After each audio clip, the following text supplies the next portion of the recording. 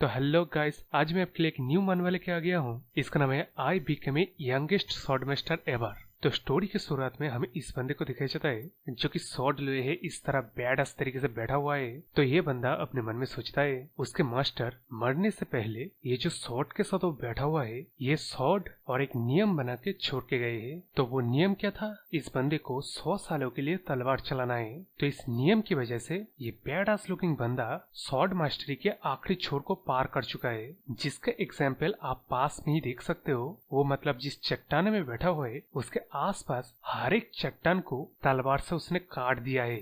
लेकिन क्या हमें अगली सीन में दिखाया जाता है वो बंदा खून की उल्टी करता है। तो यहाँ वो अपने मन में सोचता है वो तलवार मास्टरी के आखिरी छोर पे पहुंच तो गया है, लेकिन ये भी सत्य है मौत भी उसके करीब पहुंच गया है। तो अपने बैड लुकिंग बंदा अपने मुंह से खून को पोंछते हुए सोचता है मेरा इस स्वॉर्ड मास्टरी के आखिरी छोर पे पहुंचना अब कोई मायने नहीं रखता। मैं पछता रहा हूँ जो ये मेरी सारी जिंदगी मैं स्वॉर्ड से ऑब्सेस्ड रहा। ये सोचते सोचते अपना ये बंदा मर जाता है यहाँ। लेकिन क्या हम इस बच्चे को दिखाया जाता है जो कि यहाँ मार खा के लेटा हुआ है और यहाँ कहता है अगर मैं एक साधारण जिंदगी जी पाता। इस बात को सुन के ये बंदा कहता है क्या तूने अभी क्या क्या साधारण जिंदगी? ये बोलते हुए अपने इस ऑरेंज हेड वाले बंदे को ये सफेद हेयर वाला बंदा फिर से मारने लगता है और मारते हुए आगे कहता है तू उस औरत का बच्चा है जो हमारे क्लैन को रुइंट कर दिया है। तुझे तो खुद को भाग्यशाली मानना चाहिए जो हम लोग तेरे को अभी तक बाहर नहीं निकाले है। तो अब यहाँ से हमें इंफॉर्मेशन दिया जाता है जहर और छुपे हुए हथियार के प्रसिद्ध घर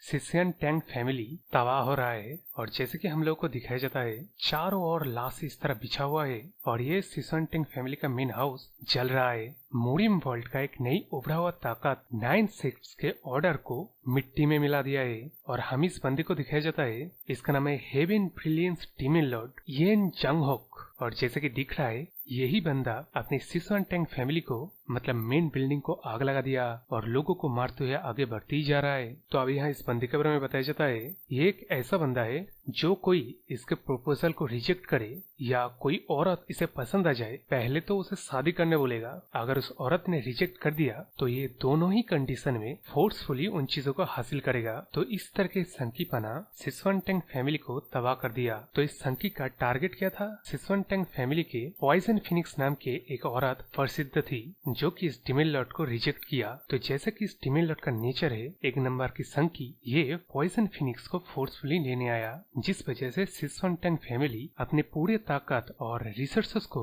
इस डीमन लॉर्ड को रोकने में लगा दिया, जिसमें ये सिसुआन टैंग फैमिली कामयाब तो रहा लेकिन अभी इस वजह से सिसुआन टैंग फैमिली इतने ज्यादा कमजोर हो चुके हैं वो धीरे धीरे पूरी तरह से मिटने के कगार पे है। तो अब इस बैकग्राउंड इन्फॉर्मेशन के बाद हमें फिर से उन बच्चों को दिखाया जाता है जो कि ये सफेद हेड वाला बंदा और उसके 3 दोस्त इस ऑरेंज हेड वाले बंदे को मार रहा है। तो यहाँ मतलब जैसे कि दिख रहा है लगातार ये लोग अपने इस ऑरेंज हेड वाले बंदे को मार रहा है, टॉन्ट कर रहा है, बुली कर रहा है। तो अब यहाँ इन चीजों को करते हुए शाम हो जाता है जिस वजह से मतलब उन तीनों की मतलब मन भर जाता है तो वो लोग वापस जाने लगते हैं। तो अब यहाँ हमें पता चलता है ये चीज उस ऑरेंज हेयर वाले बंदे के साथ होना रोज का मामला है। इसके बाद अगले सीन में दिखाया जाता है ये ऑरेंज हेयर वाला बंदा इन चीजों को सोचते हुए यानी कि वही डीमन लॉर्ड की तरह उसके मदर के पीछे पड़ा था जिस वजह से सिसुआन टैंग फैमिली का ये हालत हुआ। अब यहाँ सिसुआन टैंग फैमिली इतने ज्यादा कमजोर हो चुके उन लोगों का सारा गुस्सा डीमन लॉर्ड और उसके सेक्ट के ऊपर ना दिखा के उसके माँ यानी कि पॉइजन फिनिक्स की तरफ डायरेक्ट हो चुका है। इस वजह से उसके बच्चे यानी कि इस ऑरेंज हेयर वाले बंदे को भी वो सभी चीजें सहना पड़ता है। इन चीजों को सोचते हुए रात को अपना ये ऑरेंज हेयर वाला बंदा घर लौटता है। तो यहाँ हमें पता चलता है इस बंदे का नाम क्या है। तो इस बंदे का नाम यंग नियंग है और इसके माँ का नाम टैन जाही है। तो अब यहाँ यंग के मदर यंग की ऐसी हालत देख के परेशान होकर करीब आते हुए कहता है तेरा ये हालत कैसे हुआ? तो अब यहाँ अपने यंग का मदर इससे पहले कुछ फिक्र कर पाता, यंग हंसते हुए कहता है अरे मम्मी कुछ नहीं हुआ है, वो बस मैं खेलते हुए गिर गया था ना इसलिए ऐसी हालत है, आप ज्यादा फिक्र मत कीजिए। लेकिन ये बच्चों के बीच में बुलिंग रोज का मामला है। तो उसकी मम्मी पूछते है क्या उन बच्चों ने तेरे को फिर से बुली किया? लेकिन क्या अपने यंग कहता है अरे मम्मी आप फिक्र मत कीजिए, मैंने कहा ना कुछ नहीं हुआ है। ये बोलते हुए वो सीधा सोने के लिए चल जाता है। लेकिन इस तरह अपने यंग का मदर उसको खाने के लिए बुलाते ही रह जाता है। तो अब यहाँ अपने यंग सोते हुए सोचता है मैं जानता हूँ इसमें मेरी मेरी मम्मी की कोई गलती नहीं है, लेकिन मैं ये भी जानता हूँ यहाँ पे ऐसा कोई भी बंदा नहीं है जिनके पास जाकर मैं कंप्लेन कर पाऊँ। अगर वो अपने और अपने मम्मी के साथ क्या हो रहा है किसी को बताए बिना, तब उन लोगों का रिएक्शन और भी ज्यादा बुरा हो जाता है। इस तरह उसका फादर भी मारा गया, लेकिन यहाँ वो लोग इस टैंग फैमिली को छोड़ के जा भी नहीं सकते, क्योंकि ऑब्वियसली उसके मम्मी और उसको जो कि एक छोटा बच्चा है कौन प्रोटेक्ट करेगा। या वो रोते हुए आगे सोचता है अगर फादर जिंदा होते तब क्या ऐसे ही होता। इसके बाद फिर से अगले दिन आ जाता है और फिर से उन लोगों का बुलिंग भी चालू हो जाता है। तो अब इन सारी बातों को अपने यंग खाते हुए और मार खाते हुए भी सोचता है कितने दिनों तक, आखिर मुझे कितने दिनों तक इस चीज को सहना पड़ेगा। तो अब यहाँ इन मार के बीच कोई पीछे से कहता है अरे गाइस तुम लोग जरा भी रुको, उसका अगर तुम लोग अभी से ही ऐसी हालत बना दोगे जिससे वो घंटों तक उठ ना पाए, तब मेरा ये प्रिपरेशन खराब हो जाएगा। ये बोलते हुए बंदी बड़ी खुशी से इन बॉक्स से इन नीडल्स को निकलता है और आगे कहता है हम लोग यंग लीडर के कंपटीशन में हिस्सा ले रहे हैं, जिसमें हम लोग इन पॉइजन्स का इस्तेमाल करेंगे। इस वजह से मैं एडवांस में ही इन पॉइजन्स को लेके आ गया हूँ, चलो देखेंगे ये पॉइजन कितने असरदार है। तब इस बंदी का नाम टंग रिंग है। इन बातों को सुन के ये मोटा वाला बंदा अपनी यंग के ऊपर बैठ जाता है, जिस वजह से अपनी यंग की हालत अभी देख सकते हो। तो ये बंदा बैठ के कहता है अबे वो ज्यादा हिलना डुलना बंद कर, तुझे पता है ना ये वाला पॉइजन अगर ठीक तरीके से यूज न किया जाए तो तू क्रिपेल भी हो सकता है। तो इस मोटे वाले बंदे का नाम है टंग जंगलिंग। तो अब यहाँ ये बंदी एकदम खेलने के अंदाज में कहता है अरे यंग तू फिक्र मत कर, मैं तेरे को मारने वाला नहीं हूँ, लेकिन जब तू मरने के हालत में होगा ना तब मैं तेरे को एंटीडोट दे दूंगा, ठीक है? इसका मतलब तू मर नहीं सकता। ये बोल के अपने यंग के शरीर में वो पॉइजन नीडल घुसा देता है। तो यार ये तो सीधा सीधा टॉर्चर है, पुलिंग कहाँ है? तो इस टॉर्चर को सहते हुए अपने यंग फिर से सोचता है आखिर कितनी देर तक, आखिर कितने दिनों तक मुझे ये सहना पड़ेगा। तो जैसे कि अगले दिन की तरह यानी कि अपने यंग के साथ ये चीज रोज होता है, लेकिन आज का ये जो पॉइजन का मामला है ये नया था। लेकिन रोज ये चीज जरूर होता है कि वो लोग अपने यंग को इस तरह बुली करते हैं, वो घर लौटने से पहले कम से कम 2-3 घंटा वही लेटा रहता है। तो यहाँ आज का दिन का मामला जो कि एकदम ही टॉर्चर से भी ऊपर का था, जिस वजह से अपना यंग मरने के बारे में भी सोचता है। लेकिन यहाँ वो अगर मर जाए तो उसके मम्मी को प्रोटेक्ट कौन करेगा? इस चीज को सोचते हुए गुस्सा करने लगता है, रोने लगता है और फिर से चिल्ला उठ के कहता है मैं सिर्फ एक नॉर्मल जिंदगी जीना चाहता हूँ। तो जैसे कि आज अभी बारिश भी हो रहा है, मतलब मामला एकदम सीवियर है, लेकिन तभी अपने यंग के सामने ये एनर्जी से बना तलवार आ जाता है। इस चीज को देख के अपने यंग सोचता है ये तलवार कब से यहाँ पे है? इस तलवार को मैंने इससे पहले कभी नहीं देखा, लेकिन क्यों मुझे ऐसा फील हो रहा है ये तलवार मेरा है, जैसे कि इस तलवार के साथ मैं 100 साल तक ट्रेनिंग करता रहा हूँ। तभी हमें दिखाया जाता है वो बैडअस लुकिंग बंदा इस शॉट के साथ एक टेक्निक परफॉर्म करता है, जिसमें पहले वो शॉर्ट फॉर्म लेता है, इसके बाद शॉर्ट बिगिनिंग दिखाया जाता है, इस चीज के बाद शॉर्ट पाथ को दिखाया जाता है और आखिर में उसका शॉर्ट फॉर्म जब खत्म हो जाता है तब अल्टीमेट शॉट बनता है। तो यहाँ ये बैडअस लुकिंग बंदा कहता है ये सभी चीजें सिर्फ एक चीज को अचीव करता है और हमें फिर से दिखाया जाता है वो सारे चट्टाने और इस बड़े वाले चट्टान को जिसको इसने फाड़ दिया है। लेकिन आखिर में फिर से दिखाया जाता है इस बंदे के मुंह से फिर से खून की उल्टी होता है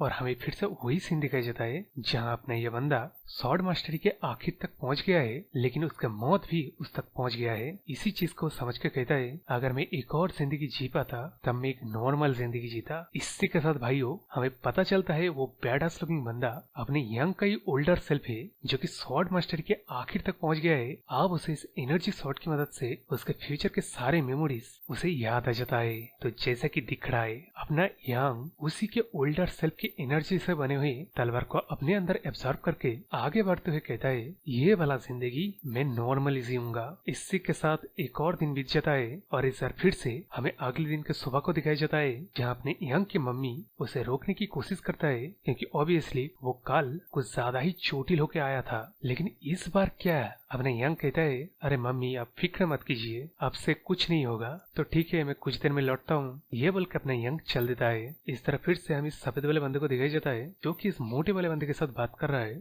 वही बात मतलब यंग को उसने जिस तरह बुली किया कल, इसकी वजह से अब यंग इन लोगों को अवॉइड न करे, इन लोगों से छुपे ना, जिससे इन लोगों का मजा खराब हो जाएगा। ये कहते इस बार कहता है जो भी हो यंग जो कुछ करे हम लोग उसको ढूंढ के मजा तो जरूर लेंगे। ये बोल के वो लोग हंसने लगते हैं। लेकिन हमें अब यंग को दिखाया जाता है जो कि इन लोगों की तरफ ही आ रहा था, जिस चीज को देख के ये दोनों तो हैरान होते हैं। लेकिन वो लड़की कहता है अबे ओए तो इतनी देर से क्यों आया है? पता है मैं कितना फिक्र कर रहा था, तो कल के मजे के बाद आज दिखाई नहीं देगा। ओए यंग इस तरफ आजा भाई। तो अब यहाँ अपने यंग उस एक दिन में वो सारे टॉर्चर को रिकवर कर लिया है, जिसको ये बंदा कहता है अरे यंग, काल के मजे के बाद तेरा हालात इतना ठीक कैसे है। ये सुनकर अपना यंग कहता है उतना काफी नहीं था जो मेरे को चोट पहुंचा सके। ये सुनकर उन लोगों का पारा चढ़ जाता है, तो ये लोग फिर से अपने यंग को टॉर्चर करने की तैयारी करता है। लेकिन यहाँ अपने यंग उन लोगों का नाम लेके पुकारता है, जिससे ये लड़की बड़ी खुश हो जाता है। खुश होकर कहता है ओ जरा देखो तो आज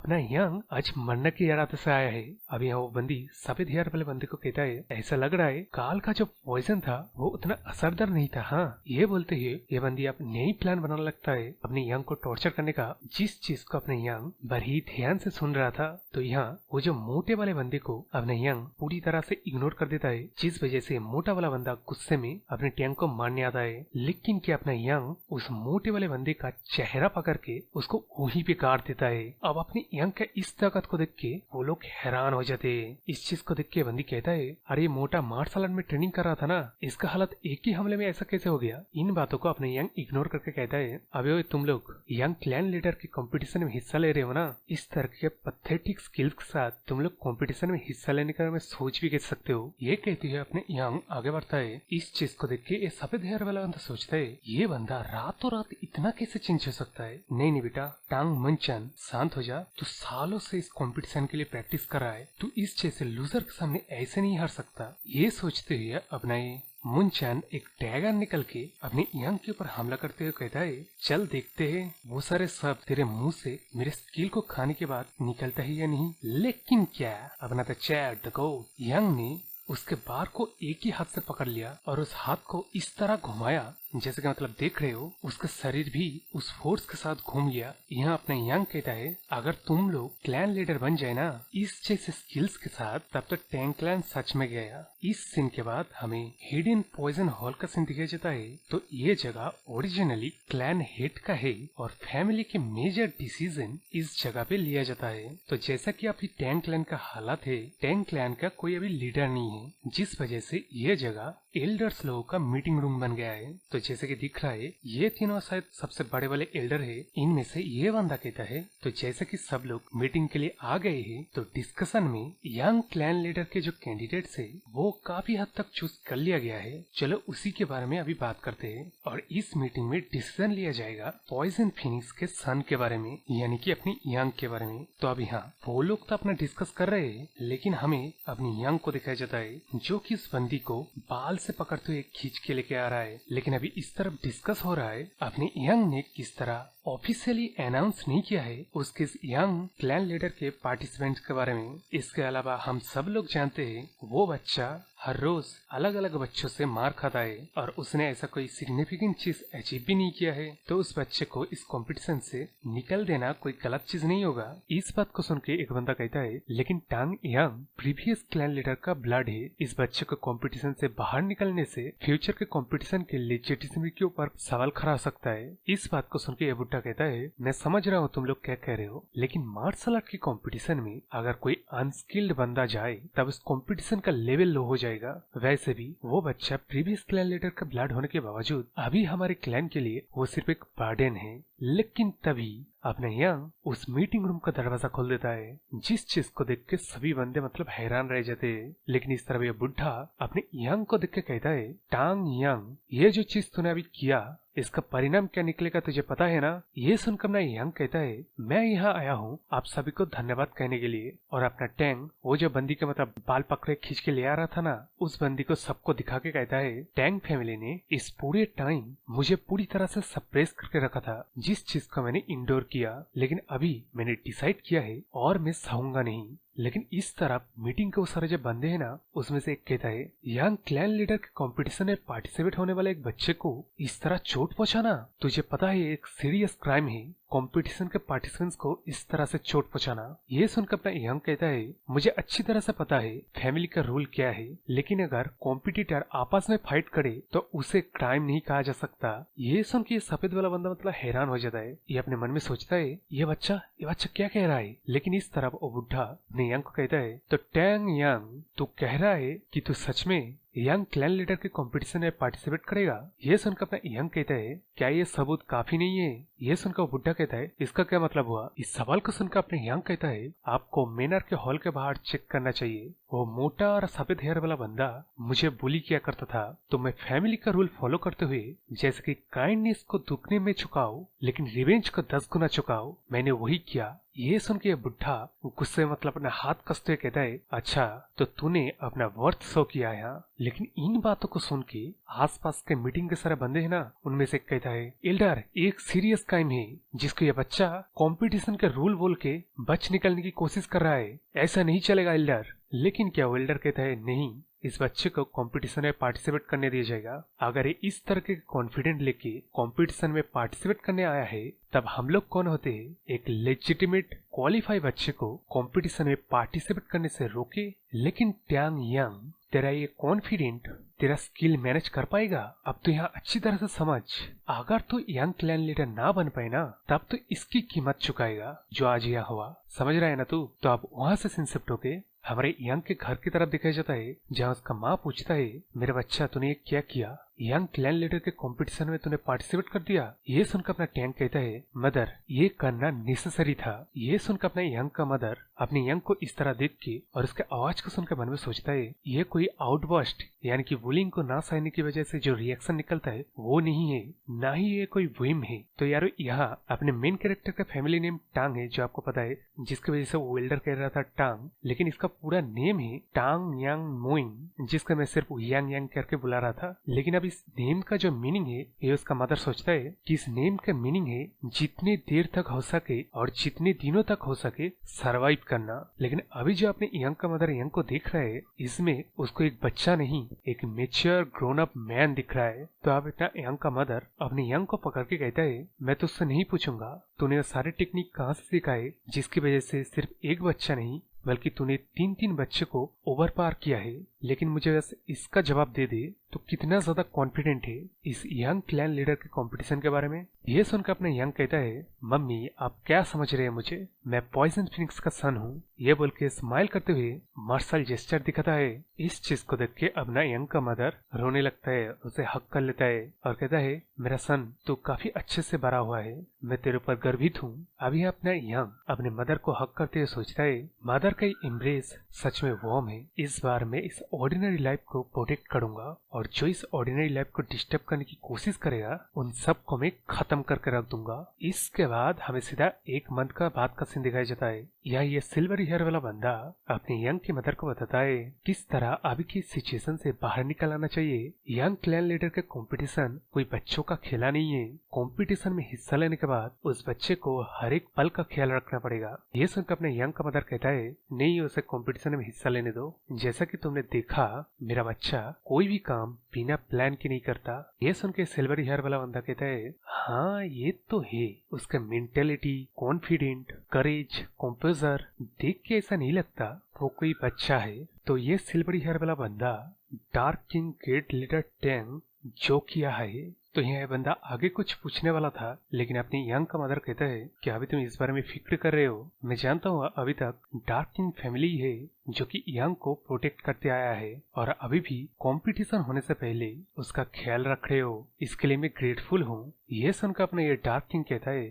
सिस्टर उस बच्चे ने सिचुएशन ही ऐसा क्रिएट किया है, मुझे खुद इंटरवीन करना पड़ा इसमें। लेकिन जो भी कहो, इस पॉइंट पे अब मुझे भी उस बच्चे से कुछ एक्सपेक्टेशन करने से रोक नहीं पाया मैं। अब यहाँ से सिंसेप्ट होके हमें यंग की तरफ दिखाया जाता है, जो कि यहाँ मेडिटेट करते हुए सोचता है वो इस एक महीने में क्या क्या किया। पहली चीज उसने ये किया, मदर के हाथों से बनाया गया पौष्टिक खाना खाया, अच्छी तरह से नींद लिया और इंटरनल मेथड को यूज करके उसके चीप पार्ट जो कि ट्विस्टेड है उनको ठीक कर रहा है। और यहाँ अभी उसके लिए स्ट्रेंथ और स्किल को और ज्यादा आगे बढ़ाने की जरूरत नहीं है।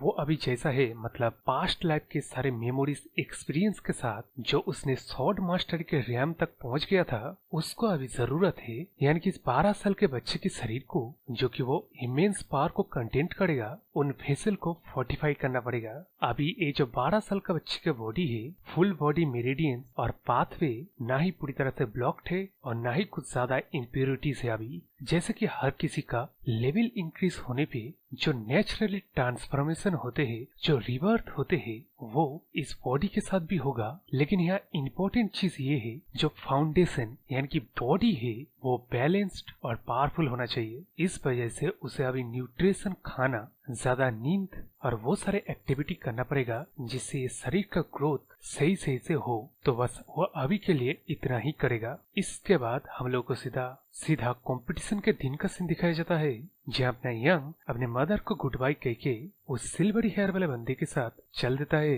तो अब यहाँ अपने यंग के फादर के नाम के बारे में पता चलता है, जो कि अपना यंग का मदर सोचता है, यंगर हमारा सन ग्रोइंग सो वेल, अगर आप हमारे बच्चे को अभी देखते तब आप सच में गर्वित होते। तब वहां से सीन शिफ्ट होके हमें डार्क किंग हॉल की तरफ दिखाया जाता है, जिसके अंदर जिसके मतलब देख रहे हो कंपटीशन में पार्टिसिपेट करने के लिए अलग अलग जगह से बच्चे आते हैं। इसी हॉल के अंदर हमें यंग को दिखाया जाता है, जो कि राइस बॉल खाते हुए सोचता है डार्क किंग क्लैन का लीडर कंपटीशन की तैयारी के लिए गए हैं और दिखने में ऐसा लग रहा है अभी भी आधा घंटा लग जाएगा कंपटीशन स्टार्ट होने में। जब अपने यंग राइस बॉल खा रहा था, लेकिन जैसे कि डार्क किंग डार्क हॉल से मतलब जहाँ कंपटीशन हो रहा है उसकी तैयारी के लिए बाहर गया था, लेकिन कई सारे बच्चे वहाँ कंपटीशन के लिए आने लग गए थे।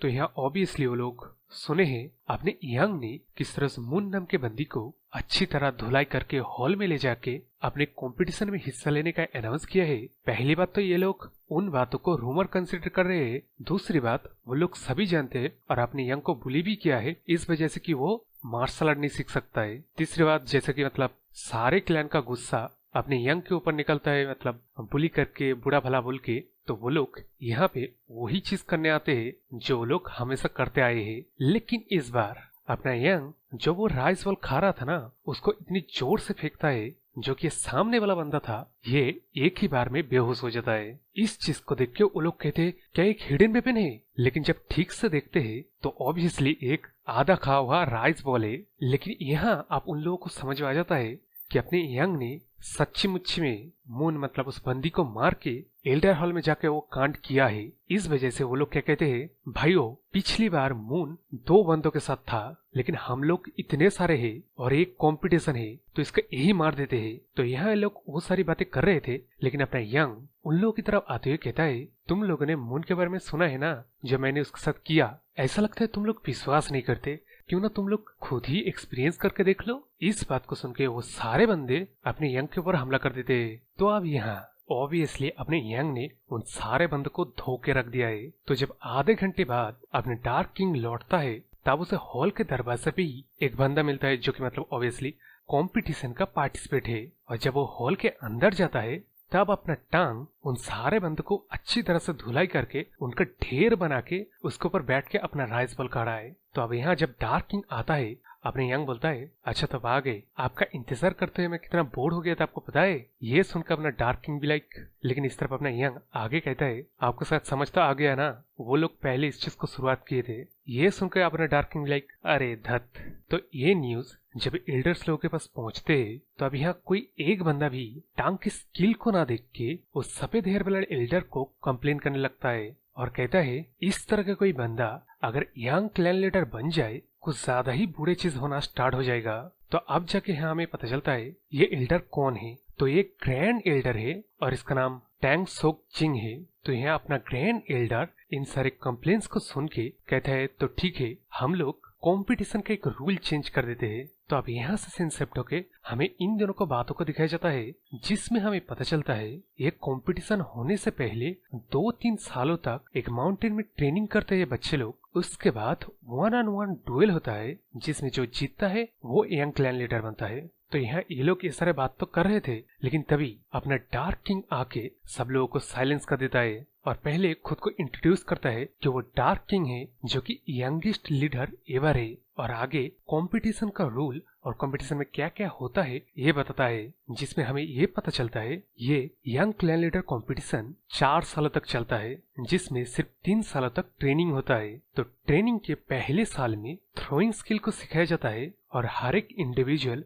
खुद के लिए एक प्रैक्टिस मेथड को चूज करते हैं, यूं कह लो खुद से ही ढूंढते हैं। लेकिन यहाँ आगे का जो 2 साल का ट्रेनिंग है उनमें हिडन वेपन स्किल को सिखाया जाता है और पॉइजन मेकिंग स्किल को सिखाया जाता है, जो कि उन लोगों को असाइन किया बॉडीगार्ड सिखाता है। और बीच बीच में कॉम्प्रिहेंशन ट्रेनिंग भी कंडक्ट किया जाता है। तो यहाँ आखिर में डार्क किंग चिल्ला चिल्ला के बोलता है, ये सभी ट्रेनिंग के बाद मेन कंपटीशन जो होगा, जैसे कि मतलब ये दोनों बंदे बात कर रहे थे ना, 1-on-1 डुएल होगा, जिस चीज को अपना डार्क किंग अनाउंस करने वाला था। लेकिन यहाँ वो ग्रैंड एल्डर बोलता है इस बार का कंपटीशन का मेथड होगा गू पॉइजन मेथड। तो यहाँ शायद आप लोगों को समझ नहीं आ रहा है, गू एक्चुअली कीड़े को बुलाया जाता है और एक जार में कई सारे पॉइजनस कीड़े को छोड़ने के बाद जो पॉइजनस कीड़ा जिंदा बच जाता है उसके बाद सबसे ताकतवर पॉइजन होता है। तो इससे ये मेथड का नाम पड़ा गू पॉइजन मेथड। और ये मेथड एंशिएंट चाइना में काफी फेमस था। तो हाँ यारो, बेसिकली इसका मतलब एक ही है, एक एरिना में सभी बंदे को छोड़ दो, उनमें जो बंदा बचेगा वही विनर।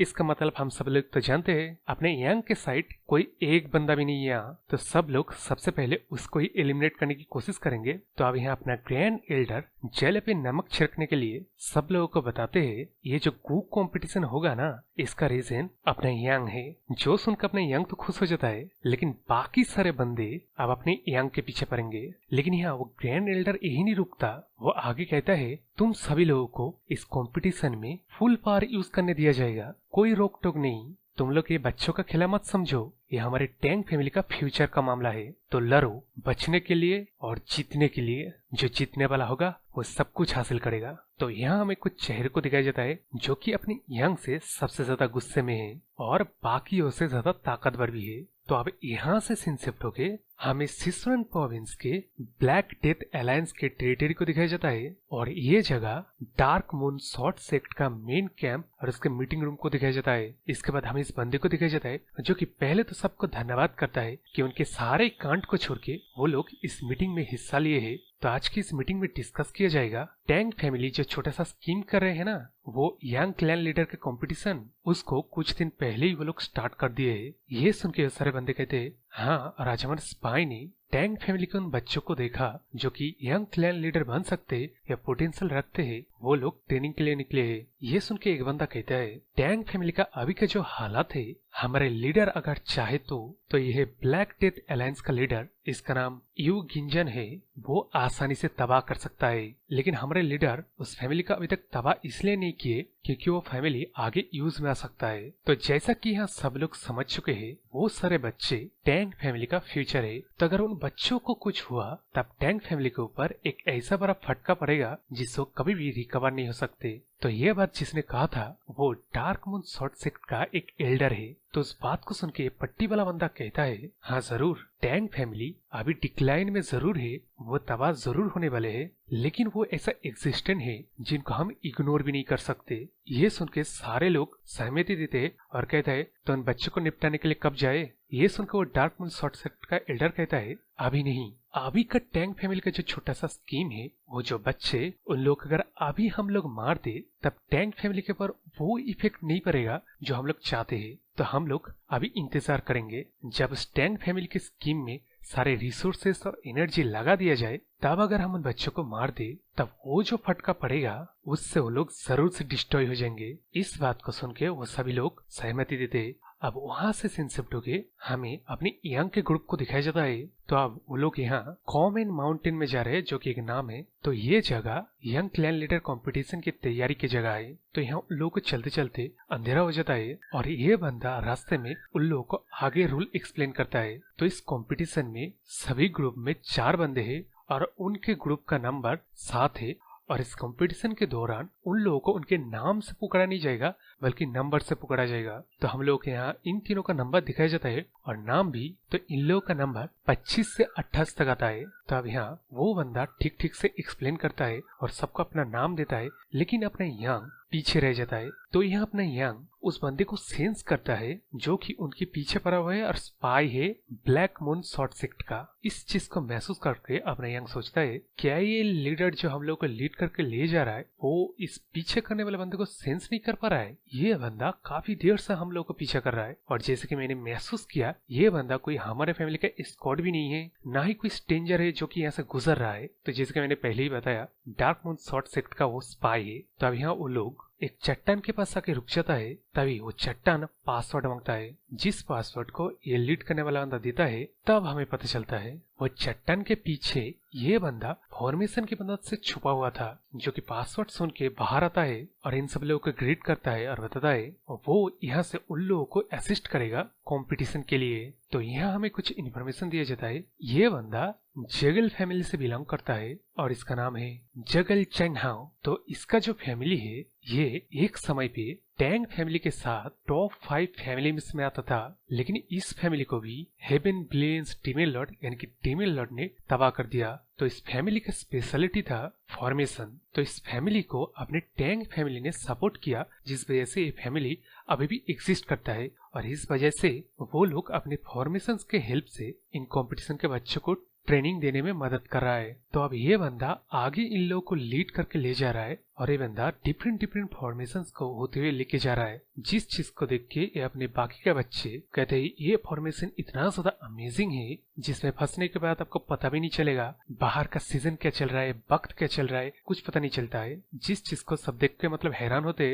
लेकिन अपने यंग भी लाइक ये क्या चोमोगिरी चल रहा है यहाँ। इस रिएक्शन को एक काला वाला बंदा नोटिस करता है और अपने मन में सोचता है ये टांग यांग, ये बंदा इन चीजों को देख के जरा सा भी हैरान नहीं हो रहा है और ये चीज शुरुआत से है। तो यहाँ हमें फ्लैशबैक दिखाया जाता है, मतलब जब वो लोग कैरेज से इस माउंटेन में आ रहे थे तो यहाँ वो जो लीड करने वाला बंदा था ना, वो इन लोगों को समझाता है किस तरह इन चारों को वहाँ 3 सालों तक ट्रेनिंग करना पड़ेगा। इस वजह से उन लोग को आपस में मिलजुल के रहना पड़ेगा। तो खुद को इंट्रोड्यूस कर लो, एक दूसरे को जान लो, ये चीज आगे जाके तुम लोगों की हेल्प करेगा। ये सुन के ये सारे बंदे खुद को इंट्रोड्यूस करते हैं, लेकिन अपने यंग तो तक चैट है। सबसे पहला टॉपिक वो लोग अपने यंग के फाइट के बारे में ही निकलते हैं। किस तरह इस कंपटीशन में भाग लेने वाले ऐसा कोई भी बंदा नहीं है जो उसके नाम को नहीं जानता है। और तो और हमें यहाँ पता चलता है वो जो बंदी थी, मतलब जिसको बाल खींच के अपने यंग ले गया था ना, वो बंदी उन तीनों एल्डर्स में से एक का ग्रैंड डॉटर है। तो यहाँ मुझे लग रहा है वो ग्रैंड एल्डर ही ना, जिसने मतलब गो कंपटीशन का रूल चेंज किया,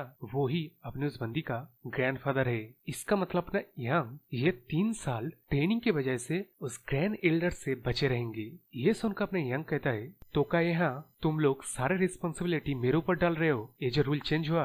ये सुन के ग्लास वाली बंदी कहता है मैं ये बात बता रहा हूँ आर्गू करने के लिए नहीं। ये सुन के ये काला बाल वाला बंदा कहता है अरे मैं आर्गू करना चाहूंगा, क्या यही वो वजह नहीं है जिसकी वजह से हम लोग को ये इनकन्वीनियंट हुआ। लेकिन जैसे कि अपने यंग द चैट है वो इन बच्चों की बातों को ऊपर जरा सा भी ध्यान नहीं देता। इस चीज को देख के वो कालो बाल वाला बंदा और ज्यादा गुस्सा हो जाता है। तो यहाँ अब वो जो गाइड था, मतलब जो फॉर्मेशन मास्टर था, उनके पीछे पीछे इनका ग्रुप चल रहा था। इसी चीज को ये ब्लैक हेयर वाला बंदा सोचते हुए आगे बढ़ता है किस तरह उन लोगों की बातें अपने यंग को जरा सा भी इंटरेस्ट या डर या गुस्सा ऐसा कुछ मतलब नहीं दिखाता है। ये सोचते सोचते ये ब्लैक हेयर वाला बंदा अपने चश्मिश के साथ टकरा जाता है। तो ये चश्मिश रुका क्यों था? अपना वो जो फॉर्मेशन मास्टर था वो इन लोगों के सामने से गायब हो जाता है। ये चीज को वो तीनों नोटिस करने के बाद वो लोग मतलब पैनिक हो जाते हैं। ये जो जंगल है जहाँ से गाइड करके उन लोगों को ले जाया जा रहा है माउंटेन में, इस पूरे जंगल में तरह तरह के फॉर्मेशन बिछा हुआ है। इसी चीज को एक कालो हेयर वाला बंदा कहता है कि शायद वो गाइड जो कि फॉर्मेशन मास्टर है अपनी किसी एक फॉर्मेशन में खो चुका है। तो अब यहाँ इससे पहले वो लोग और कुछ पैनिक हो पाते, अपने कालो हेयर वाला बंदा यंग की तरफ देखता है जो कि जरा सा भी पैनिक या टेंशन में नहीं दिख रहा है। वो एकदम रिलैक्स और कॉन्फिडेंटली जाके सामने एक जगह हाथ बढ़ाता है। तो अब इस तरफ हमें दिखाया जाता है वो जो फॉर्मेशन बनाने वाला मास्टर था, मतलब जो गाइड था, वो वहां से निकलते हुए कहता है जेगिल फैमिली के 7 लॉक फैंटम फॉर्मेशन के अंदर अपने 4 बंदे फंस गए हैं, जिसमें से एस्केप होने के लिए वो कास्टर को चाहिए होगा जिसने इस फॉर्मेशन को कास्ट किया है। और ये अपना फॉर्मेशन बनाने बंदा ये काम क्यों किया? क्योंकि अपने टांग फैमिली के ग्रैंड एल्डर ने इनके फैमिली को प्रॉमिस किया अगर वो अपने यंग को एलिमिनेट कर दे तब उसके फैमिली का बजट वो लोग डबल कर देंगे। इस चीज को सोचते सोचते अपने फॉर्मेशन बनाने वाला बंदा बड़ी खुश होकर कहता है टैंग फैमिली ने ये जो इस कंपटीशन में छेड़खानी की, इन दी एंड ये चीज उन लोगों की कट खाएगा, लेकिन हम लोगों के फैमिली का क्या, हम लोगों को तो फायदा मिल रहा है ना। तो अब ये फॉर्मेशन वाला बंदा यहाँ से चलने की तैयारी करता है, लेकिन क्या उसके पीछे से उस फॉर्मेशन को अपने यंग हाथों से फाड़ के अपने इस फॉर्मेशन वाले मास्टर को घूर घूर के देखने लगता है, जिस चीज को देख के अपने फॉर्मेशन बनाने वाला बंदा एकदम मतलब डर जाता है, लेकिन इस तरफ अपने यंग पूछता है, अब वही फॉर्मेशन बनाने वाला बंदा आई मीन इंस्ट्रक्टर, क्या होगा अगर तुम हम लोग को छोड़ के चले जाए तो? आप जानते हैं ना हम लोग अभी तक ट्रेनिंग लिए नहीं है, तो प्लीज जरा धीरे चलिए। ये सुनकर फॉर्मेशन बनाने वाला बंदा कहता है, एकदम सही कहा, एकदम सही कहा, मैंने थोड़ा मिस्टेक कर दिया। तो अब फिर से ये फॉर्मेशन बनाने वाला बंदा उन लोगों को गाइड करके लेके जा रहा है, लेकिन यह अपने मन में सोचता है फॉर्मेशन में तो कोई गलती नहीं थी, तो ये बंदा किस तरह मैं जहाँ हूँ वहाँ पे अपीयर हुआ? लेकिन इस तरह वो बच्चे लोग अपने यंग को पूछने लगते हैं कि उसने किस तरह अपने सिर्फ हाथों से फॉर्मेशन को काट के उन लोगों को बाहर निकाला। लेकिन अपने कालो हेयर वाला बंदा गुस्से में कहते हैं, अरे क्या सच में वो सारे बातें करने का भी वक्त है? हम लोग लक्की रहे जो इंस्ट्रक्टर को ढूंढ लिए, तुम लोग जल्दी जल्दी करो, इस बार हम उसको खोने वाले नहीं है। ये बोल के जब पीछे घूरता है तभी अपने फॉर्मेशन बनाने वाला बंदा फिर से गायब हो जाता है। इस चीज को देख के अपने यंग फिर से हंसने लगता है, लेकिन इस बार अपने फॉर्मेशन बनाने वाला बंदा यहाँ से भागने लगता है। भागते सोचता है मैं जोकल फैमिली का बंदा हूँ जो कि फॉर्मेशन के अंदर भाग रहा है, ये कितना लज्जाजनक बात है। लेकिन वो 12 साल का बच्चा, उसके आंखें, उसका स्पिरिट वो किसी नॉर्मल बच्चे का नहीं है। ये सोचते वो उस ट्रेनिंग ग्राउंड के फॉर्मेशन के एग्जिट तक पहुंच जाता है। तो यहाँ एग्जिट के उस पार जाके वो हाँपते हुए सोचता है ये अब काफी रहेगा। उस बच्चे ने पता नहीं किस तरह के मेथड को यूज किया, लेकिन अभी फॉर्मेशन के इस बार वो आ नहीं पाएगा। तो अपना ही फॉर्मेशन बनाने वाला बंदा फॉर्मेशन के बाहर मतलब एग्जिट कर चुका है। तो वहाँ इंतजार कर रहा था अपना एक ग्रुप 7 का सुपरवाइजिंग ऑफिसर, इसका नाम है टैंग वॉन्जियन। ये अपने फॉर्मेशन बनाने वाला बंदे को कहता है, तेरे हालात को देख के कुछ ठीक नहीं लग रहा है और ग्रुप 7 के पार्टिसिपेट कहीं दिख नहीं रहे, क्या हुआ जरा बताएगा? ये सुनकर अपना फॉर्मेशन बनाने बंदा अपने मन में सोचता है, शांत हो जा बेटा, शांत हो जा, इस तरह के क्वेश्चन के लिए तूने तैयार की है पहले से। तो वो फॉर्मेशन बनाने वाला बंदा उठते हुए कहता है, ऐसा लगता है ग्रुप 7 कंपटीशन में पार्टिसिपेट नहीं ले पाएंगे। ये सुनकर अपने सुपरवाइजिंग ऑफिसर कहता है, ऐसा क्यों? ये सुनकर अपने फॉर्मेशन बनाने वाला बंदा कहता है, और क्या बताऊं, मैं बेहद देखते हुआ वेट किया लेकिन ग्रुप 7 अपियर ही नहीं हुआ। ऐसा लगता है आसपास के बैंडिट या जंगली जानवर उन लोगों को मार दिए हैं, और क्या कहा जा सकता है, एक्सीडेंट होते रहते हैं। खैर छोड़ो उन बातों को। ऐसा लग रहा है ग्रुप 7 के बिना ही हम लोगों को आगे की प्रोसीडिंग करनी पड़ेगी। लेकिन तभी क्या, उस फॉर्मेशन बनाने बंदे के पीछे से स्पेस क्रैक होता है। इस चीज को देख के अपना सुपरवाइजिंग ऑफिसर कहता है, ये फॉर्मेशन को क्या हो रहा है, क्या इंट्रूडर यहाँ आए हैं? ये बोलती है अपना सुपरवाइजिंग ऑफिसर लड़ने की तैयारी करता है, लेकिन तभी फॉर्मेशन बनाने वाला बंदा कहता है, अरे सुपरवाइजिंग ऑफिसर मुझे जरा देखने दो, रुको रुको। लेकिन तभी वो फॉर्मेशन पूरी तरह से टूट जाता है और हमें दिखाई जाता है अपना यंग एक डैगर लेके उस फॉर्मेशन को तोड़ देता है, जो कि जैकल फैमिली का सुप्रीम फॉर्मेशन है। तो यहाँ अपने यंग को इस तरह एंट्री मारते हुए देख के इन दोनों की फट जाती है। लेकिन अपने यंग यहाँ कहता है, अरे आप लोग कैसे हो, पता है आप लोगों को मुझे कितनी राहत मिली आप लोगों को देख के। तो अब यहाँ अपने यंग को लुक को देख सकते हो, इस लुक के साथ वो सारी बातें कर रहा है वो। तो अब यहाँ अपने यंग को इस तरह शॉर्ट के साथ उस फॉर्मेशन को तोड़ने के देख के ये लोग तो हैरान होते, उस तरफ अपने वो तीनों टीममेट्स भी हैरान हो जाते। उनमें एक काला हेयर वाला बंदा कहता है, एक शॉर्ट के साथ इस तरह की स्किल, क्या तूने सच में इस फॉर्मेशन को तोड़ दिया? ये सुनकर अपने यंग कहता है, मैंने उस फॉर्मेशन को तोड़ा नहीं है, तो तुम लोग जल्दी से इस तरफ आ जाओ वरना वो फॉर्मेशन क्लोज हो जाएगा। तो अब वो लोग फॉर्मेशन की इस तरफ आ जाते हैं, लेकिन इस तरफ अपना जो सुपरवाइजिंग ऑफिसर है वो कहता है, तो तुम लोग ग्रुप 7 के पार्टिसिपेंट हो है ना? ये सुन के वो लोग कहते हैं हाँ। इस बात को सुन के अपना सुपरवाइजिंग ऑफिसर कहता है, तो ये जो फॉर्मेशन बनाने वाला बंदा कहा तुम लोगों के ऊपर अटैक हुआ है, ऐसा कोई बात नहीं था है ना? इस बात को सुन के अपने यंग उस फॉर्मेशन बनाने बंदे को मजाक उड़ाने के लिए कहता है, अरे आपने ये फॉर्मेशन बनाने वाला बंदा गलती कर बैठा, आप गलत मत समझिए, एक्चुअली हम लोग खो गए थे, लेकिन ये फॉर्मेशन बनाने वाला बंदा बहुत ही अच्छा आदमी है जिसने बाहर निकलने के रास्ते को मार्क करके रखा था, इसकी मदद से हम लोग बाहर निकल पाए, कब पता है? लेकिन इस तरह अपना यंग मन में सोचता है, ऐसा लगता है ये जैकल फैमिली का बंदा एल्डर्स के साथ प्लान बना के ये सब कुछ किए है। अभी ये मेरा सिर्फ एक संदेह है, लेकिन ट्रेनिंग से बाहर निकलने के बाद जब मुझे सच में पता चलेगा तब मैं टैंग फैमिली से इस जैकल फैमिली का नाम और निशान मिटा दूंगा। अब इस तरह उस फॉर्मेशन बनाने बंदे को आते वो कहते हैं, अरे माफ कर दो, इस तरह मैंने मिस्टेक कर दिया, तो मैं चलता हूँ। ये बोल के अपने फॉर्मेशन बनाने बंदा वहां से भाग जाता है। अब इस तरफ ये जो सुपरवाइजिंग ऑफिसर है ये ब्रांवी ब्रिगेड से बिलोंग करता है, जिसका रिस्पॉन्सिबिलिटी है इन लोगों को ट्रेन करना। तो यहाँ ये बंदा पहले उन लोगों को वेलकम करता है। इसके बाद उनको जो एस्कॉर्ट करके लाया वो जो कांड हुआ उसके लिए माफी मांगता है। तो ये 92वीं ब्रिगेड क्या है, अपना एक कालो यार वाला बंदा सोचता है। कहा जाता है ये ब्रिगेड सालों पहले गायब हो चुके हैं। तो यहाँ एडिशनली हमें इंफॉर्मेशन दिया जाता है ये ब्रिगेड एक मिलिट्री फोर्स है जो कि टैंग फैमिली के यंग क्लैन लीडर के डायरेक्ट कंट्रोल में आता है। इस ब्रिगेड का हर एक बंदा ग्रेट एल्डर जितना स्ट्रॉन्ग है। तो जैसे कि स्टोरी में ऑब्वियसली आप लोग जान चुके हैं, अपना पॉइजन फिनिक्स मतलब अपना यंग का मदर यंग क्लैन लीडर था। इसका मतलब ये लोग डायरेक्ट कंट्रोल में आते थे अपनी यंग के मदर की। इस तरह अपना यंग उन लोगों को देख के कहता है तो तुम लोग इंस्ट्रक्टर हो लेकिन तुम लोग टैंग फैमिली में दिखाई क्यों नहीं देते हो। ये सुनकर अपना सुपरवाइजिंग ऑफिसर कहता है सालों पहले उन लोगों ने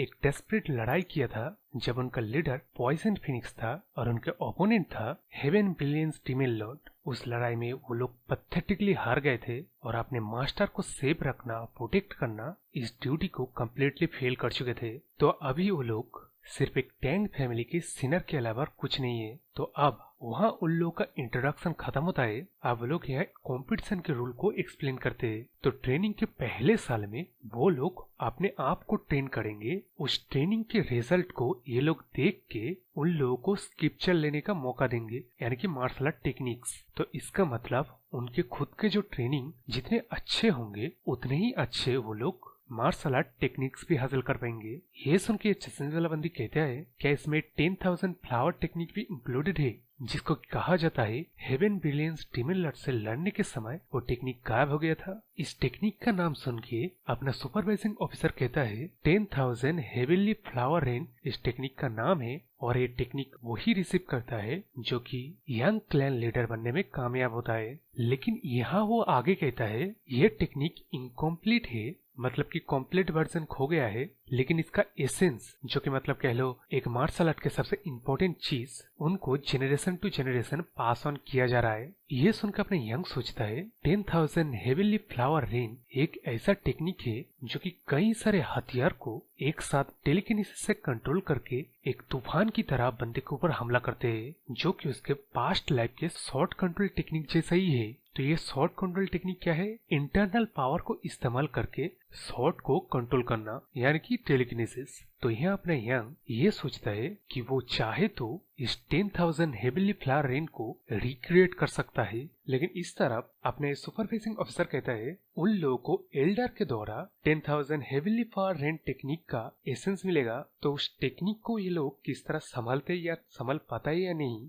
ये सब कुछ डिपेंड करेगा उनके ट्रेनिंग के ऊपर। ये बोल के कहता है तो यहाँ तक इन बातों को आप खत्म करते हैं, तुम लोग आजादी से खुद को ट्रेन कर सकते हो यहाँ, चाहे वो ट्रेनिंग तुम खुद अकेला करो या एक ग्रुप में करो, ये सभी डिसीजन तुम आजादी से ले सकते हो। अब ये सुनकर अपने चश्मिश बोलता है सर वॉरियर हम लोग खाएंगे क्या और कहाँ रहेंगे। ये सुनकर अपना सुपरवाइजिंग ऑफिसर कहता है इस सवाल का मतलब क्या है, तुम लोग कभी जंगल में हो तो ये तो नेचुरल सी बात है ना, तुम यहीं पे रहोगे, अपना खाना खुद ढूंढोगे और इसी बीच खुद को ट्रेन भी करोगे। तुम लोगों ने क्या सोचा था आराम से कंफर्टेबल बेड खाना मिलेगा, तुम लोग ट्रेनिंग करोगे। कंफर्ट आरामदायी चीजें तुमको ताकतवर नहीं बनाएगा। तुम अगर अभी एक्सट्रीम सिचुएशन को झेल नहीं पाए तो तुम आगे भी कुछ करने के लायक नहीं बन पाओगे। तो यहाँ तुम लोग को सिचुएशन जैसे लगे उस हिसाब से तुम लोग ट्रेन करना शुरू कर दो। इन बातों को सुन के ये तीनों भी लाइक, लेकिन इस तरफ से अपने यंग कहता है अगर कोई क्वालिफाई हो तब उसे का वो कंफर्टेबली बेड और खाना वगैरह सब कुछ मिलेगा,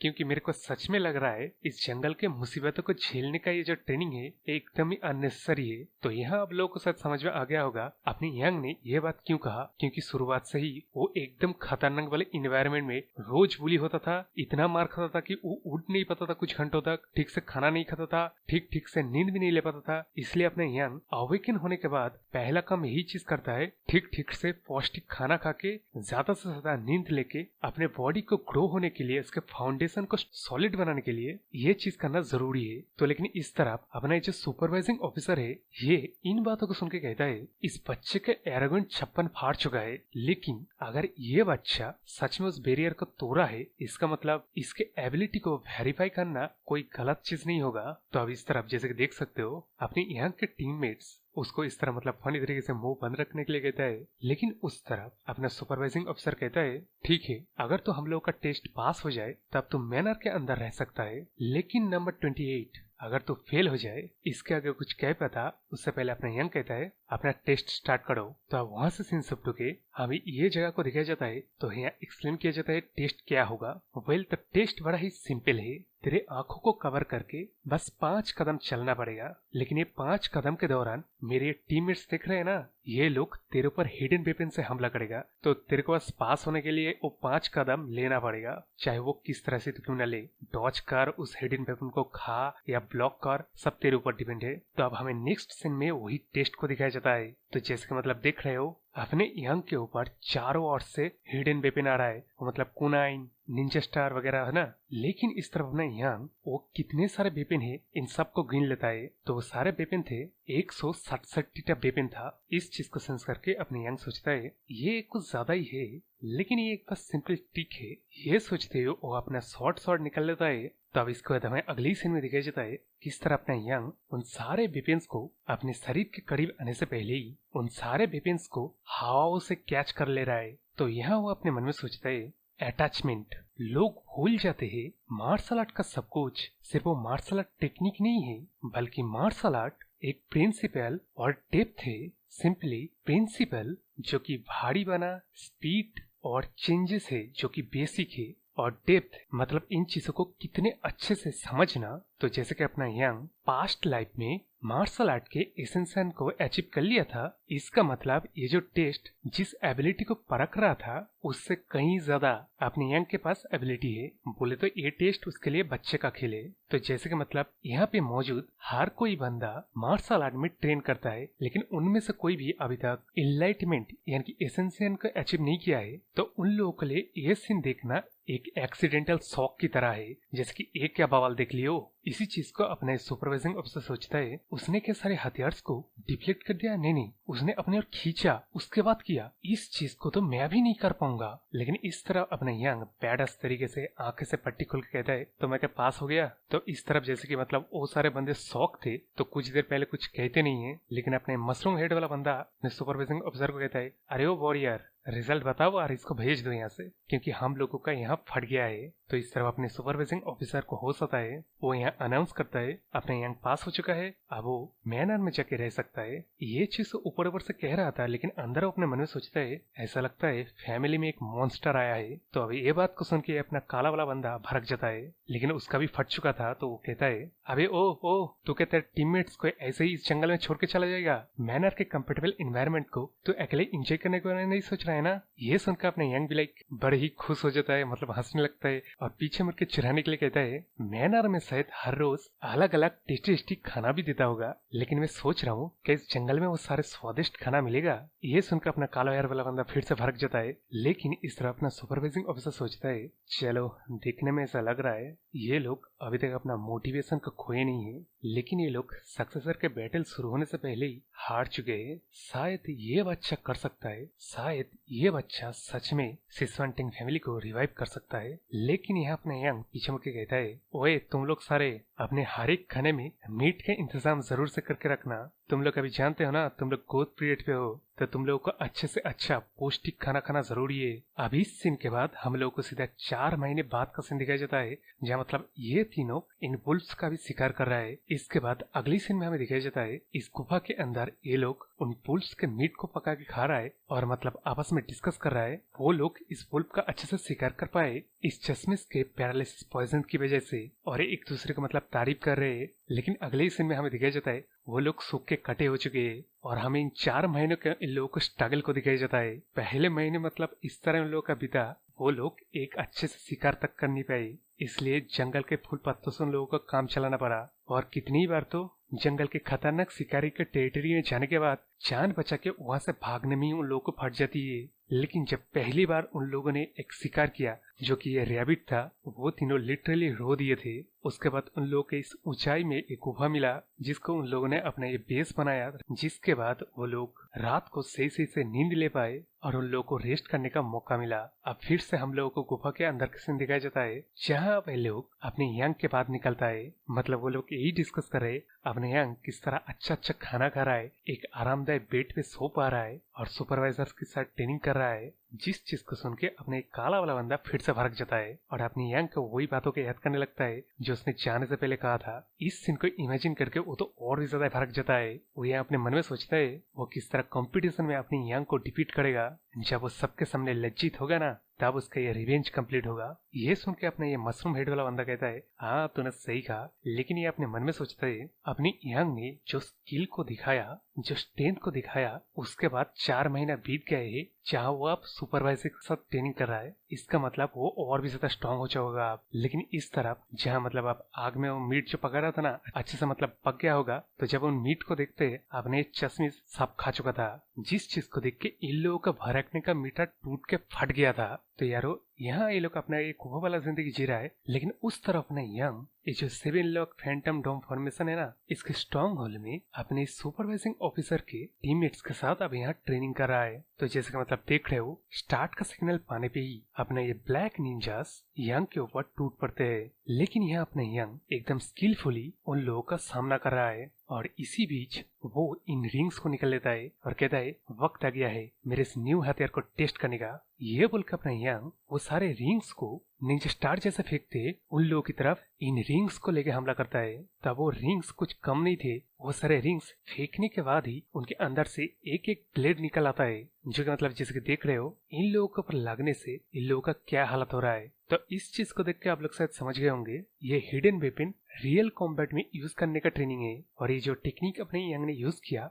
इस टेक्निक का नाम है वॉलिंग लाइन फैंसी डांस। तो जैसे कि मतलब इस हमले के बाद वो ट्रेनिंग सेशन खत्म हो जाता है, लेकिन इस तरह अपना ये सुपरवाइजिंग ऑफिसर इस ट्रेनिंग को इतनी जल्दी खत्म होकर देख के सोचता है अपनी यंग ने किस तरह ट्रेन बंदे को बड़ी आसानी से न्यूट्रलाइज कर दिया। और उसका ये जो हमला है, जो कि वाइड रेंज यानी कि चारों ओर फैलने वाला अटैक था, इस पूरे हमले को उसने कंट्रोल भी किया। और अपनी सुपरवाइजिंग ऑफिसर उस अपने मतलब यंग के हथियार को पकड़ के देख के कहता है, ये जो तो टेक्निक तो यूज किया, इस टेक्निक को क्या तूने खुद बनाया है और इस टेक्निक का नाम क्या है? ये सुनकर अपने यंग कहता है, हाँ इस टेक्निक को मैंने ही बनाया है और इस टेक्निक का नाम है वर्लिंग लाइन फैंसी डांस, जो कि वाइड रेंज यानी कि चारों ओर फैलने वाला अटैक था। तो यारो 12 साल का बच्चा अपने लिए खुद का एक मार्शल आर्ट टेक्निक बना लिया, जो कि हम लोगों को पता है अपने यंग के साथ क्या चल रहा है, मतलब वो क्या बवाल बंदा है। लेकिन जरा सोचो, 12 साल का बच्चा अपने लिए मार्शल आर्ट टेक्निक बना रहा है, जो टेक्निक पहुंचे हुए ट्रेन बंदे को मार गिराने में सक्षम है। जहाँ अपने यंग सुपरवाइजिंग ऑफिसर को बताता है किस तरह उसने इस टेक्निक को बनाया है। ये सुनकर अपने ये सुपरवाइजिंग ऑफिसर कहता है, तेरा ये टेक्निक कुछ ज्यादा ही इंटरनल एनर्जी कंज्यूम करता है, तो तू इस चीज को कैसे मैनेज कर रहा है? ये सुनकर अपने यंग कहता है, मैंने एक बार एक वॉरियर से आई टेक्निक के बारे में पूछा था। ये सुनकर अपना सुपरवाइजिंग ऑफिसर कहता है, आई टेक्निक्स में से स्पेयरिंग स्काई आई और करंट फ्लो आइज, इन दो टेक्निक्स में से मैंने तुझे रिकमेंड किया था स्पेयरिंग स्काई आई टेक्निक को, क्योंकि करंट फ्लो आइज इनकम्प्लीट है। ये सुनकर अपने यंग कहता है, उसने करंट फ्लो आइज को मास्टर कर लिया है। ये सुनकर अपना सुपरवाइजिंग ऑफिसर सोचता है, current flow eyes Tang family के सबसे ओल्डेस्ट टेक्निक्स में से एक है, इसको इसने मास्टर कर लिया। लेकिन इस तरह अपने यंग आगे बताता है, ये करंट फ्लो आई टेक्निक का जो एसेंस था वो गायब जरूर था, लेकिन मैं बता सकता हूँ ये एक एसेंशियल लेवल मार्शल आर्ट है, जो कि विपिन को पाथ को दिखाता है। और इसी चीज को फॉलो करते हुए मैं थोड़ी सी इंटरनल एनर्जी यूज करके जहाँ मैं विपिन को मारना चाहता हूँ, ठीक उसी जगह पे मैं मार सकता हूँ। अब इन बातों को सुन के अपना सुपरवाइजिंग ऑफिसर भी लाइक, अब कोई फर्क नहीं पड़ता, मैं इस बंदे को कुछ भी समझ लूं, ये हमेशा मुझे हैरान करके ही रखेगा। ये सोचती है बंदा आगे कहता है, ऐसा लगता है कि अब बताने का वक्त आ गया है, तेरा वो 3 टीममेट्स ना 2 महीने बाद यहाँ पे आने वाला है और वही टेस्ट देने वाला है जो टेस्ट तूने दिया था। लेकिन सच तो ये है, वो लोग अब इतने केपेबल हो चुके हैं, वो टेस्ट अभी वो लोग दे सकते हैं, लेकिन उन लोगों ने डिसाइड किया वो खुद के स्किल को और ज्यादा पॉलिश करके यहाँ पे आएंगे। ये सुनकर अपने यंग कहता है, अच्छा तो मेरे दोस्त लोग आने वाले हैं, मैं ये जानने के लिए उत्सुक हूँ वो लोग अभी तक कितने ताकतवर हो चुके होंगे। इस बात को सुनकर अपना सुपरवाइजिंग ऑफिसर सोचता है, क्या अपने यंग अपने टीममेट्स के बारे में फिक्र कर रहा था? लेकिन जब वो अपने टीममेट्स का ट्रेनिंग के बारे में सोचता है, वो लोग मतलब किस तरह अपने यंग के पिक्चर ड्रॉ करके उसके ऊपर प्रैक्टिस करता था, ये सोचते अपने सुपरवाइजिंग ऑफिसर के चेहरे पे पसीना आ जाता है। लेकिन इस तरह अपने यंग सोचता है, उसकी पिछली जिंदगी में भाग्य कह लो या सिचुएशन ही ऐसा था जिसकी वजह से उसके जान पहचान का बंदा सिर्फ उसका मास्टर सॉर्ड घोस्ट था। लेकिन इस जिंदगी में उसके एक्शंस की वजह से ना चाहते भी उसका जान पहचान के लोग और कनेक्शन बन रहे हैं, और एक जान पहचान के लोग और एक कनेक्शन ये ऑर्डिनरी लाइफ है। ऐसा लगता है मैं सही डायरेक्शन में जा रहा हूँ इस जिंदगी में। और यहाँ अपने मन में सोचता है वो अपने टीममेट्स को किसी वजह से देखना चाहता है। तब इस सीन के बाद हम लोग को सीधे 2 महीने बाद कई सीन दिखाई जाता है जहाँ पर ये लोग फुल कॉन्फिडेंस से एकदम गुस्से में एकदम ही सीरियसली उस जंगल से जाते हुए आपस में बात करने लगता है। किस तरह ट्रेनिंग के पहले दिन वो लोग नूब्स थे, लेकिन अभी वो जब ट्रेनिंग खत्म करके इस जंगल से जा रहे हैं, उन लोगों के पास अभी यहाँ entirely different kind of power आ गया है। इस पावर के साथ वो अपने यंग को कुचल के रख देगा। बोलते हुए टीम 7 की जय हो बोल के फॉर्मेशन पोर्टल से उस जंगल से बाहर चल जाता है वो लोग। अब वो लोग अब यहाँ हिडन मैनर में आ चुके हैं। यहाँ वो लोग आते ही अपने यंग को चैलेंज कर देता है। तो जब मतलब मैनर से कोई आवाज नहीं आता, कोई रिस्पॉन्स नहीं आता, ये लोग आपस में बात करने लगता है। अरे इतना चुपचाप क्यों है? क्या यंग हम लोग के डर से भाग गया? यहाँ पे अच्छा बोलता है, अरे धत, मैं आया था उसको कुचलने के लिए, वो भाग गया सच में। लेकिन यहाँ काला वाला बंदा अपने चस्सी बात कर रहा था, लेकिन वो मशरूम हेड वाला कुछ नहीं कह रहा था। इस चीज को अपने काला हेयर वाला बंदा नोटिस करता है। तो जब वो साइड में घूम के देखता है, अपने मशरूम हेड वाले कंधे पे यंग हाथ रख के खड़ा हुआ है। तो जब यहाँ वो 2 लोग अपना मुंडी घुमाते है, तब उन्हें यंग बोलता है, ये मैं क्या सुन रहा हूँ, तुम लोग मेरे को कुचलने के बारे में बात कर रहे हो? ये बोल के एकदम मतलब गुंडे की तरह कहता है, अरे मेरे सोना बाबू, तुम लोग जब ऐसे कहते हो ना, बड़े ही प्यारे लगते हो। क्या हुआ आप तुम लोगों को? अरे चलो चलो, तुम लोग मेरे को कुचलने के बारे में बात कर रहे थे, किस तरह करोगे ये तो दिखाओ। अरे यार क्या कर रहे हो? तुम लोग का ट्रेनिंग का ये फ्रूट है। अब तुम लोग को यार अटैक नहीं करोगे ना, मैं अटैक करूंगा। ये सुनकर अपना ये काला वायर वाला चश्मिश कहता है, अरे नहीं नहीं नहीं बड़े भैया, रुको रुको रुको। उस तरह वो अपने मन में सोचता है, हम लोगों ने उसको जरा सा भी नोटिस नहीं कर पाया, वो कब अपने पीछे आ गया और अपने मरसूम हेड वाले को पकड़ भी लिया। इसे हम लोग उस जंगल को सहते सहते हमारा सेंसेस काफी ज्यादा शार्प हो चुका है, लेकिन फिर भी हम लोग इसको नोटिस नहीं कर पाए। ये यहाँ किस तरह की ट्रेनिंग कर रहा था? इस तरह अपने काला हेयर वाला बंदा सोचता है। और जरा ठीक से देखे तो अपना यंग पहले से लंबा भी हो चुका है। अभी यार मुझे ये लग रहा था ये अपने कालो हेयर वाला बंदा लड़का है, लेकिन ये अपने मन में क्या सोचता है? और इसका चेहरा देख रहे हो किस तरह मतलब ब्लेसिंग कर रहा है बंदा। ये अपने मन में सोचता है, नहीं नहीं नहीं, ये मैं क्या सोच रहा हूँ, मैं जंगल में सिर्फ जानवर को देखा ना, इसलिए इसको देख के ऐसा लग रहा है मुझे। लेकिन इस तरह अपने यंग आगे बात करता है, अरे यार इस तरह हिम्मत मत हार, देख मैं सच कह रहा हूँ, मेरे पर्सपेक्टिव से भी ना तुम लोग पहले से ज्यादा ताकतवर हो चुके हो। ये तो बस मैं हूँ जो इतना ज्यादा ताकतवर है और इतना ही ज्यादा इम्प्रेसिव है, तुम लोग बस छोटे लगने लगते हो। अब ये फैक्ट है, इसके बारे में मैं तो कुछ नहीं कह सकता ना। ये सुन के इन सभी लोगों के दिमाग में सिर्फ एक ही बात आता है, अपने यंग के हरामीपना। बस यही एक चीज है जो इसके बारे में चेंज नहीं हुआ है। तो अब वहां से सीन शिफ्ट हो गए, हमको इस फॉर्मेशन बनाने बंदे को दिखाया जाता है जो कि अपने फैमिली के ग्रुप के साथ डार्क रूम में बैठे डिस्कस कर रहा है। तो जैसे कि मतलब यहाँ देख रहे हो, यहाँ 7 बंदे हैं और उस तरफ 7 टीमें हैं जो इन लोगों ने अपने अपने टीम को ट्रेनिंग ग्राउंड मतलब जंगल के एरिया में छोड़ के आए हैं। और ये लोग उन कैंडिडेट्स के ऊपर नजर भी रखते हैं। तो अपने फॉर्मेशन बनाने वाला बंदा कहता है, अच्छा अच्छा सब शांत हो जाओ शांत हो जाओ, 6 महीने बीत गए हैं, तो बताओ कौन कौन सा कैंडिडेट है जो कि नोटवर्दी है। ये सुनकर अपना ये बंदा कहता है, पार्टिसिपेंट नंबर 2, यानी कि जिस बंदी को अपने यंग ने मार के हॉल में बाल से खींच के ले जाके अपने यंग ने जो अनाउंस किया था ना, वो यही बंदी है जो मतलब अभी इसका लुक चेंज हो गया है। तो किस तरह ये बंदी नोटवर्दी इसलिए है क्योंकि ये नोटिसेबली अच्छे से ग्रो हुआ है और इसके ग्रोथ का वजह किसी की तरफ गुस्सा है। ये सुन के पास में से ये बंदा कहता है, अगर पोटेंशियल विनर के बारे में बात किया ही जा रहा है तो नंबर 10 भी एक नोटवर्दी कैरेक्टर है, जिसने कि सिर्फ एक ही महीने में वॉरियर्स का टेस्ट पास कर लिया था। मतलब वही टेस्ट जिसको सबको लेना पड़ेगा, उसके बाद वो लोग मैनर में जा सकते हैं। इन बातों को अपना फॉर्मेशन बनाने वाला बंदा सुनते हुए सोचता है, तो सिर्फ 2 और 10 नोटिसेबल कैंडिडेट है, लेकिन जब मैं नंबर 28 से मिलके आ रहा हूँ, ये दोनों कुछ ज्यादा ही ऑर्डिनरी लगने लगे मुझे। अब यहाँ अपना फॉर्मेशन बनाने वाला बंदा अपने यंग के बारे में ध्यान से सोचने लगता है। पहली बार जो उसने मुलाकात की थी अपने यंग के साथ, वो मतलब सरप्राइजिंग था कि अपने यंग ने फॉर्मेशन को काट के उसको ढूंढ लिया था। लेकिन जब उसने अपने यंग के ट्रेनिंग के ऊपर स्पाई किया, वो अपने यंग के ट्रेनिंग को देख के सिर्फ एक ही चीज सोच पा रहा है, वो बच्चा जो ट्रेनिंग कर रहा है उस तरह की ट्रेनिंग कई मास्टर भी ठीक से कर नहीं पाएंगे। तो उस जैसे ताकतवर बच्चे को रिक्रूट करना अपने ही पैरों पे कुल्हाड़ी मारने जितना होगा। और मुझे ऐसा भी लग रहा है उस बच्चे ने, मैंने जो उसको ट्रेनिंग के ऊपर स्पाई किया, उसने भी उस चीज को नोटिस कर लिया है। तो इन बातों को अपने इन्फॉर्मेशन वाला बंदा बड़ी गहराई से सोच रहा था। ये देख के अपने जो फैमिली के साथ एल्डर्स बंदे थे ना, उनसे कहता है फॉर्मेशन वाला ने बंदा तो कुछ ठीक नहीं लग रहा है, सब कुछ क्या ठीक है? ये सुनकर अपने फॉर्मेशन वाला बंदा मन में सोचता है उस बंदे को इस डिस्कस में ले आना ही गलत चीज होगा, लेकिन इस तरह वो बाहर कहता है अरे नहीं यार, मेरे ग्रुप में ना कोई नोटिस वाला बंदा नहीं है। तो अब जाके हमें यहाँ पता चलता है इन लोगों का ये डिस्कशन का मतलब क्या है। तो ये लोग टैंग फैमिली का जो यंग लीडर के कंपटीशन के जो विनर है, इसको ये लोग पपेट बनाना चाहते हैं, जिसके लिए अपने नंबर 2 यानी कि वही बंदी जिस बंदी को अपने यंग ने मारा था सबसे ज्यादा बढ़िया कैंडिडेट है उनके लिए। क्योंकि ऑब्वियसली एक गुस्सेल बच्ची को यानी कि एक छोटी बच्ची को जो चाहिए बस उस चीज को उसको दिला दो और वो तुम्हारी बात मानने लगेगा। तो यहाँ ऐसा लग रहा है अपने फॉर्मेशन बनाने वाला बंदा इन लोगों का लीडर है। तो यहाँ कहता है तो जैसे कि कैंडिडेट को चूज कर लिया गया है, अब तब इस मीटिंग को खत्म करते हैं, ठीक है ना सब लोग? तो मीटिंग रूम से बाहर जाते ही अपने फॉर्मेशन बनाने वाला बंदा मन में सोचता है अगर अपना यंग सक्सेसर की इस कंपटीशन को सरवाइव कर लिया यानी कि जिंदा बच लिया, तो वो प्लान कर रहा है वो अपने यंग को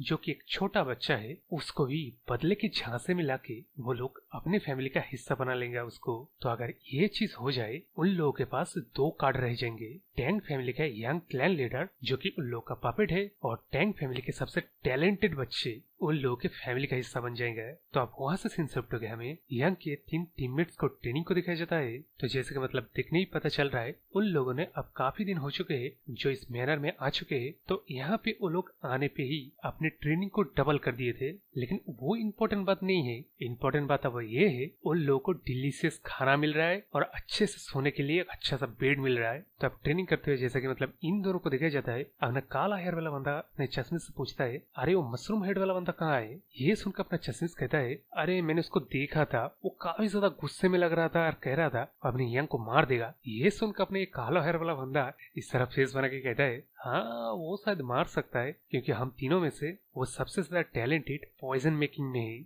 उसी के बाद हमें ये सीन को दिखाया जाता है जहाँ अपने ये मशरूम हेड वाला बंदा अपने यंग की तरफ इस पॉइजन के वोल को भर के कहता है इस पॉइजन को मैंने बड़ी शिद्दत से बनाया है, आप बता। लेकिन क्या इस तरफ अपना यंग उस पॉइजन के वोल को पकड़ के सारा पॉइजन भाई खा लेता है, जिस चीज को देखकर अपने मशरूम हेड वाला बंदा पैनिक हो जाता है और अपने यंग को उस पॉइजन को थूकने के लिए कहता है। लेकिन क्या तभी अपने यंग के शरीर में रिएक्शन होने लगता है। इस चीज को देखकर अपने मशरूम हेड वाला बंदा सोचता है क्या वो पॉइजन इतनी जल्दी इफेक्ट करना शुरू भी कर दिया? लेकिन क्या तभी हमें अगले सीन में दिखाया जाता है अपना यंग उस पॉइजन को पूरा खा लेने के बाद उस पॉइजन का डकार मारता है अपने मशरूम हेड वाले चेहरे के ऊपर, जिसकी वजह से मतलब कि जैसे देख रहे हो अपनी इस मशरूम हेड वाले के आंखों पे वो डकार जाने के बाद उसका ये हालत हो गया अब। लेकिन इस तरह अपना यंग भी लाइक अबे ओ तुम्हारे पॉइजन ना कुछ काम का नहीं है। ये सुनकर अपना मशरूम हेड वाला मतलब रोने लगता है और कहता है अरे वो इस तरह के पॉइजन था, वो पॉइजन तेरे शरीर के अंदर जाके सारे ऑर्गन्स को गला देता, इसको तू कमजोर कह रहा है। ये सुनकर अपना यंग बड़ी फनी तरीके से कहता है ऐसा लग रहा है तेरे पॉइजन में कोई दम ही नहीं था। अब इस बात को सुनकर अपने ये मशरूम हेड वाला जोर जोर से चिल्लाने लगता है अबे तू मरा क्यों नहीं, मर जा। जहाँ अपना यंग वो जो मशरूम हेड वाला पॉइजन को बड़ी शिद्दत से बनाया था उसको खा के उसके मुंह के ऊपर ही डकार मार दिया, उसके ऊपर से अपने यंग उस मशरूम हेड वाले को मतलब चिढ़ाने लगता है कि उसका पॉइजन काम ही नहीं है उसके ऊपर। तो यारो ये जो टैंग फैमिली है इनका टेक्निक और मास्टरी हिडन वेपन और पॉइजन में है, तो इनका मार्शल आर्ट भी उन्हीं से रिलेटेड है जो कि आगे जाकर हमें स्टोरी में पता चलेगा। लेकिन अभी अपने मशरूम हेड वाला फ्रस्ट्रेट होके अपने यंग के ऊपर चिल्लाने लगता है कि वो मरता क्यों नहीं है। ये आवाज बाहर ये दोनों जो ट्रेनिंग कर रहा था ना उनको भी सुनाई देता है और ये दोनों अभी अभी कह रहा था अपना ये मशरूम हेड वाला शायद अपने यंग को मार सकता है पॉइजन की मदद से, जो कि उसका आवाज सुनकर अब उनको लग रहा है वो काम नहीं आ रहा है। अगले सीन में देखा जाता है अपना मशरूम हेड वाला एक और तरह के पॉइजन बना के अपने यंग को खाने के लिए दे देता है, जो कि अपना यंग बैठ के आराम से खा भी लेता है और खाने के बाद कहता है कि इससे बेहतर कुछ नहीं है, मेरे को ये वाला तो फील भी नहीं हो रहा है। ये सुनकर अपना ये मशरूम हेड वाला एकदम फ्रस्ट्रेट हो गया कहता है नहीं है हरामजादे, तेरे ऊपर किसी भी तरह के पॉइजन काम नहीं आ रहा है, क्या तू सारे पॉइजन से इम्यून है?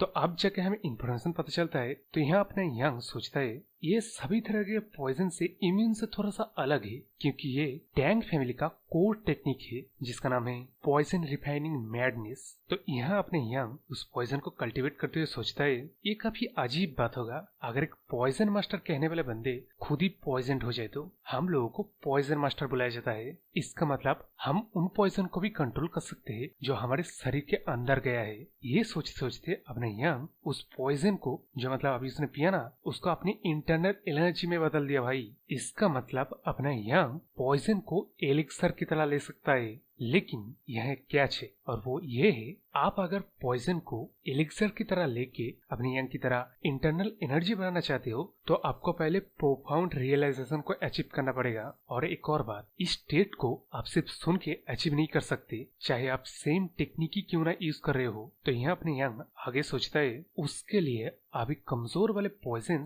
ज्यादा कुछ काम ही नहीं आ रहे। इसका मतलब उसे अब इससे ज्यादा स्ट्रॉन्ग पॉइजन चाहिए होगा, क्योंकि वो जो ऑर्डिनरी लाइफ को अचीव करना चाहते हैं ना उसके लिए उसे पहले बेहद सारे काम करने पड़ेगा। और हमें दिखाई जाते हैं उन सारे एल्डर्स को। यह अपने यंग आगे सोचता है वो अगर चाहे तो किसी भी समय पे जाके उन सारे एल्डर्स को मार सकता है, लेकिन अगर ब्लैक डेथ अलायंस या हेवन ब्रिलियंस डिमन लॉर्ड जैसे लोगों की बात निकल जाए तो वो श्योरली कह नहीं सकता लड़ाई में आउटकम क्या निकलेगा। इसका मतलब भाई समझ लो, अब इस पॉइंट पे अपने यंग इतना ज्यादा ताकतवर हो चुका है वो अपने टैंग फैमिली को अकेला ही वाइप आउट कर सकता है। तो यहाँ अपने यंग आगे सोचता है उसका कोई जाती दुश्मनी नहीं है ब्लैक डेथ अलायंस से, लेकिन उन लोगों ने सिसवान सिटी को 2 भागों में बांट के रखा है। और ये ब्लैक डेथ अलायंस का जो लीडर है इसको इस सदी का जीनियस कहा जाता है, सदी का जीनियस, जिसने की 9 फैक्शंस में से 3 फैक्शंस को अकेला ही बर्बाद किया है। लेकिन यहाँ अगर अपना यंग अपने फॉर्मर सेल्फ यानी कि पुराने जिंदगी वाले ताकत में होता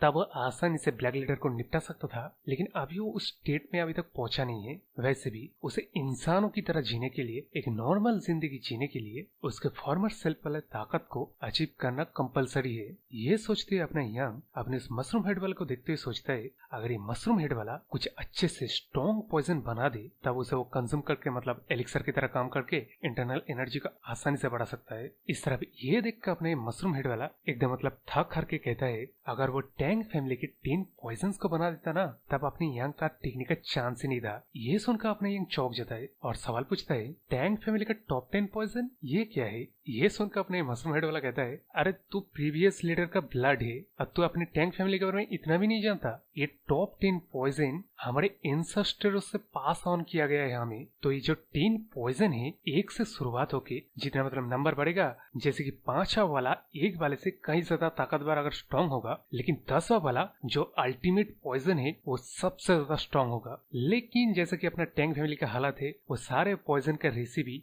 वक्त के साथ गुम हो गया है। यह अपने मशरूम हेड वाला आगे बताता है 10वां वाला जो पॉइजन था ना वो ट्रांसेंडेंट मास्टर को भी इफेक्ट कर देता था। और आगे कहता है रिमेनिंग जो 10th पॉइजन से वो अभी एल्डर्स लोग संभालते हैं। ये सुनकर अपने यंग सोचता है क्या वो 10th पॉइजन इतना ही ज्यादा ताकतवर था जो पॉइजन एक ट्रांसेंडेंट मास्टर जो कि केपेबल है ट्रांसफॉर्मेशन बॉडी रिकंस्ट्रक्ट की उन लोगों को भी इफेक्ट कर देता था। सुनने में अगर ऐसा है तो इस तरह के पॉइजन तो मेरे पास होना ही चाहिए। ये सोचते सोचते अपने यंग के मुंह में पानी आ जाता है। तो ये अपना यंग लालची आंखें लेके कहता है अरे वो मशरूम हेड वाले क्या तू ये 10th वाला पॉइजन बना सकता है। ये सुनकर अपने मशरूम हेड वाला कहता है अगर हर कोई वो 10th वाला पॉइजन बना लेता ना तो इतना ज्यादा वो डिस्ट्रक्टिव ताकतवर नहीं होता। ये सुनकर अपने यंग कहता है अरे ये सच में निराशा जाने के लिए बात है, तेरे वो जो पॉइजन है ना वो अब मेरे को सेंसेशन भी नहीं देते।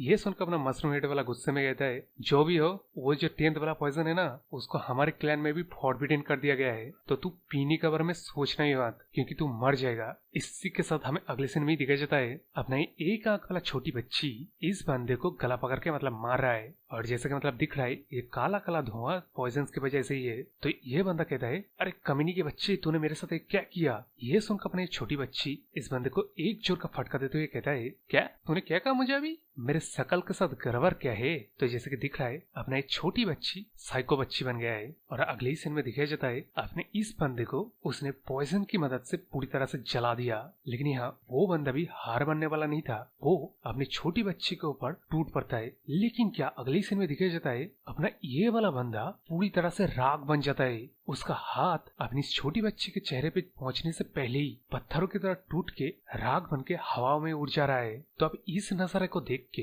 अपने छोटी बच्ची कहता है ये बंदा इस पॉइजन की वजह से एक झटके में राख बन गया। इसका मतलब ग्रैंडपा ने जो पॉइजन दिया मुझे ये कुछ ज्यादा ही इनक्रेडिबल है। और आगे कहता है ये पॉइजन वो 10th वाला पॉइजन है जिसको कि अपने यंग खाने के बारे में मन बना चुका है। इसके बाद हमें अगली सीन में देखा जाता है अपना एक छोटी बच्ची साइको बच्ची बन के उस दिन को याद करता है जिस दिन को अपने यंग ने उसको वही नीडल पॉइजन से टॉर्चर किया था। उस दिन उसने जो पेन को फील किया, उसका जो गुस्सा उसको उस दिन तक रोक के रखेगा जिस दिन वो कुक कंपटीशन नहीं आ जाता। इसके बाद हमें अगली सीन में देखा जाता है उस छोटी बच्ची का चेहरे को। तो अब मेरे को समझ में आ रहा है अपने छोटी बच्ची साइको बच्ची किस तरह बना। लेकिन यार ये बात भी समझने वाले है, उसने अगले ही दिन को अपनी यंग को उसी पॉइजन से टॉर्चर किया था। लेकिन अपनी यंग ने जब एक बार अपनी इस छोटी बच्ची को वही सेम ट्रीटमेंट दिया, ये छोटी बच्ची अपना अंदर का साइको बाहर निकल के पूरी तरह से साइको बच्ची बन गया। इस सीन के बाद हमें सीधा एक और आधा साल बीतने के बाद का सीन दिखाया जाता है जहां अपने सुपरवाइजिंग ऑफिसर इन चारों को कहता है उन लोगों को ट्रेनिंग करते हुए 1 साल बीत गया है। इस टाइम के दौरान उन लोगों ने मार्शल आर्ट की मदद से अपने आप को ताकतवर बनाया, अपने स्किल को और ज्यादा शार्प किया और अपने कमजोरियों को छुपाना सीख लिया। लेकिन अभी उन लोगों को चाहिए एक टीम लीडर। मैं अभी तुम में से एक को टेम्पररी टीम लीडर बनाऊंगा, लेकिन अभी 3 सालों के बाद जो कुक कंपटीशन होगा उस दौरान जो लीडर बनेगा वो तुम्हारे इस ग्रुप को रिप्रेजेंट करेगा। तो मैं टीम लीडर चूज कर रहा हूँ तुम चारों में से जिसने सबसे ज्यादा अचीवमेंट को हासिल किया है, यानी कि नंबर 28, यानी कि अपना यंग अभी तुम लोगों का टेम्पररी ग्रुप लीडर होगा। तो जैसे कि तुम लोग जानते हो और समझ चुके हो, ये cook competition life and death competition होगा। तो इस कंपटीशन में वही जाएगा जो अपने पर्टिकुलर ग्रुप में से सबसे ज्यादा आउटस्टैंडिंग होगा। और जैसे कि हम लोग को पता है अपना यंग इन चारों का ग्रुप लीडर बनता, चाहे ये सुपरवाइजिंग ऑफिसर टेम्पररी बनाता या परमानेंट बनाता। वेल इस बात को ये अपने तीनों भी समझ जाते हैं, लेकिन फिर भी अपना सुपरवाइजिंग ऑफिसर जो अपना उसका काम है पूछता है क्या तुम लोगों से किसी का ऑब्जेक्शन है। ये सुनकर कोई मतलब कुछ नहीं कहता, इसलिए अपने सुपरवाइजिंग ऑफिसर नेक्स्ट बात पे आते हैं और वो ये है इस 1 साल का ट्रेनिंग कंप्लीट करने की वजह से और सबसे ज्यादा अचीवमेंट करने की वजह से अपना सुपरवाइजिंग ऑफिसर उसे एक एलिक्सर देता है जो कि टैंग फैमिली का एलिक्सर है। इसका नाम है हेविली हार्ट पिल। तो इस हेविली हार्ट पिल को बनाया जाता है 100 साल के एक चिंगसन के रूट से, जिसको कंज्यूम करने वाला बंदा उसके लेवल के मुताबिक ये एलिक्सर उसका इंटरनल एनर्जी कुछ ज्यादा ही मात्रा में बढ़ा देता है। तो जैसे कि पता चल गया आप लोगों को, इन तीनों के लिए ये चीज तो मतलब एक ट्रेजर है। तो ये लोग पूछते हैं इस जैसे एलिक्सर को, इस खजाने को अपने यंग को क्यों दिया जा रहा है। ये सुनकर अपने सुपरवाइजिंग ऑफिसर कहता है तुम में से लीडर कौन है। हाँ समझ गया ना, इसलिए इसको दिया जा रहा है। लेकिन क्या यहाँ अपना यंग उस एलिक्सर को रिसीव नहीं करता, इसके उल्टा वो कहता है उसको एलिक्सर नहीं चाहिए बल्कि उसे पॉइजन चाहिए। मुझे ताकतवर वाला पॉइजन चाहिए, यानी कि टैंग फैमिली का जो 10th वाला पॉइजन है ना वो चाहिए मेरे को। तो आप इस एलिक्सर को रिटर्न ले सकते हो। ये सुन के मतलब ये सभी लोग चौंक जाते हैं। लेकिन अगले ही सीन में दिखाया जाता है हमें इन वेपन्स को। इसका मतलब अपने यंग की जो रिक्वेस्ट था एलिक्सर के बदले टैंग फैमिली का 10th वाला पॉइजन को लेने का, उसको रिजेक्ट करके इन वेपन्स को लिया है उसने, जिस चीज की वजह से अपने कालो हेयर वाला बंदा बड़ी गुस्सा हो जाता है और ये अपने यंग को हमला करने की कोशिश करता है। तो यहाँ एक्चुअली क्या हुआ, अपने यंग ने एलिक्सर के बदले पॉइजन को चुना, जिसकी वजह हम लोग को तो समझ में आ रहा है। जहाँ अपने सुपरवाइजिंग ऑफिसर अपने यंग को बहुत सारे वेपन देके कहता है तेरे को सच में हेविली हार्ट पिल एक एलिक्सर के बदले सच में ये सारी चीजें चाहिए, क्या ये सच में तेरे लिए काफी है।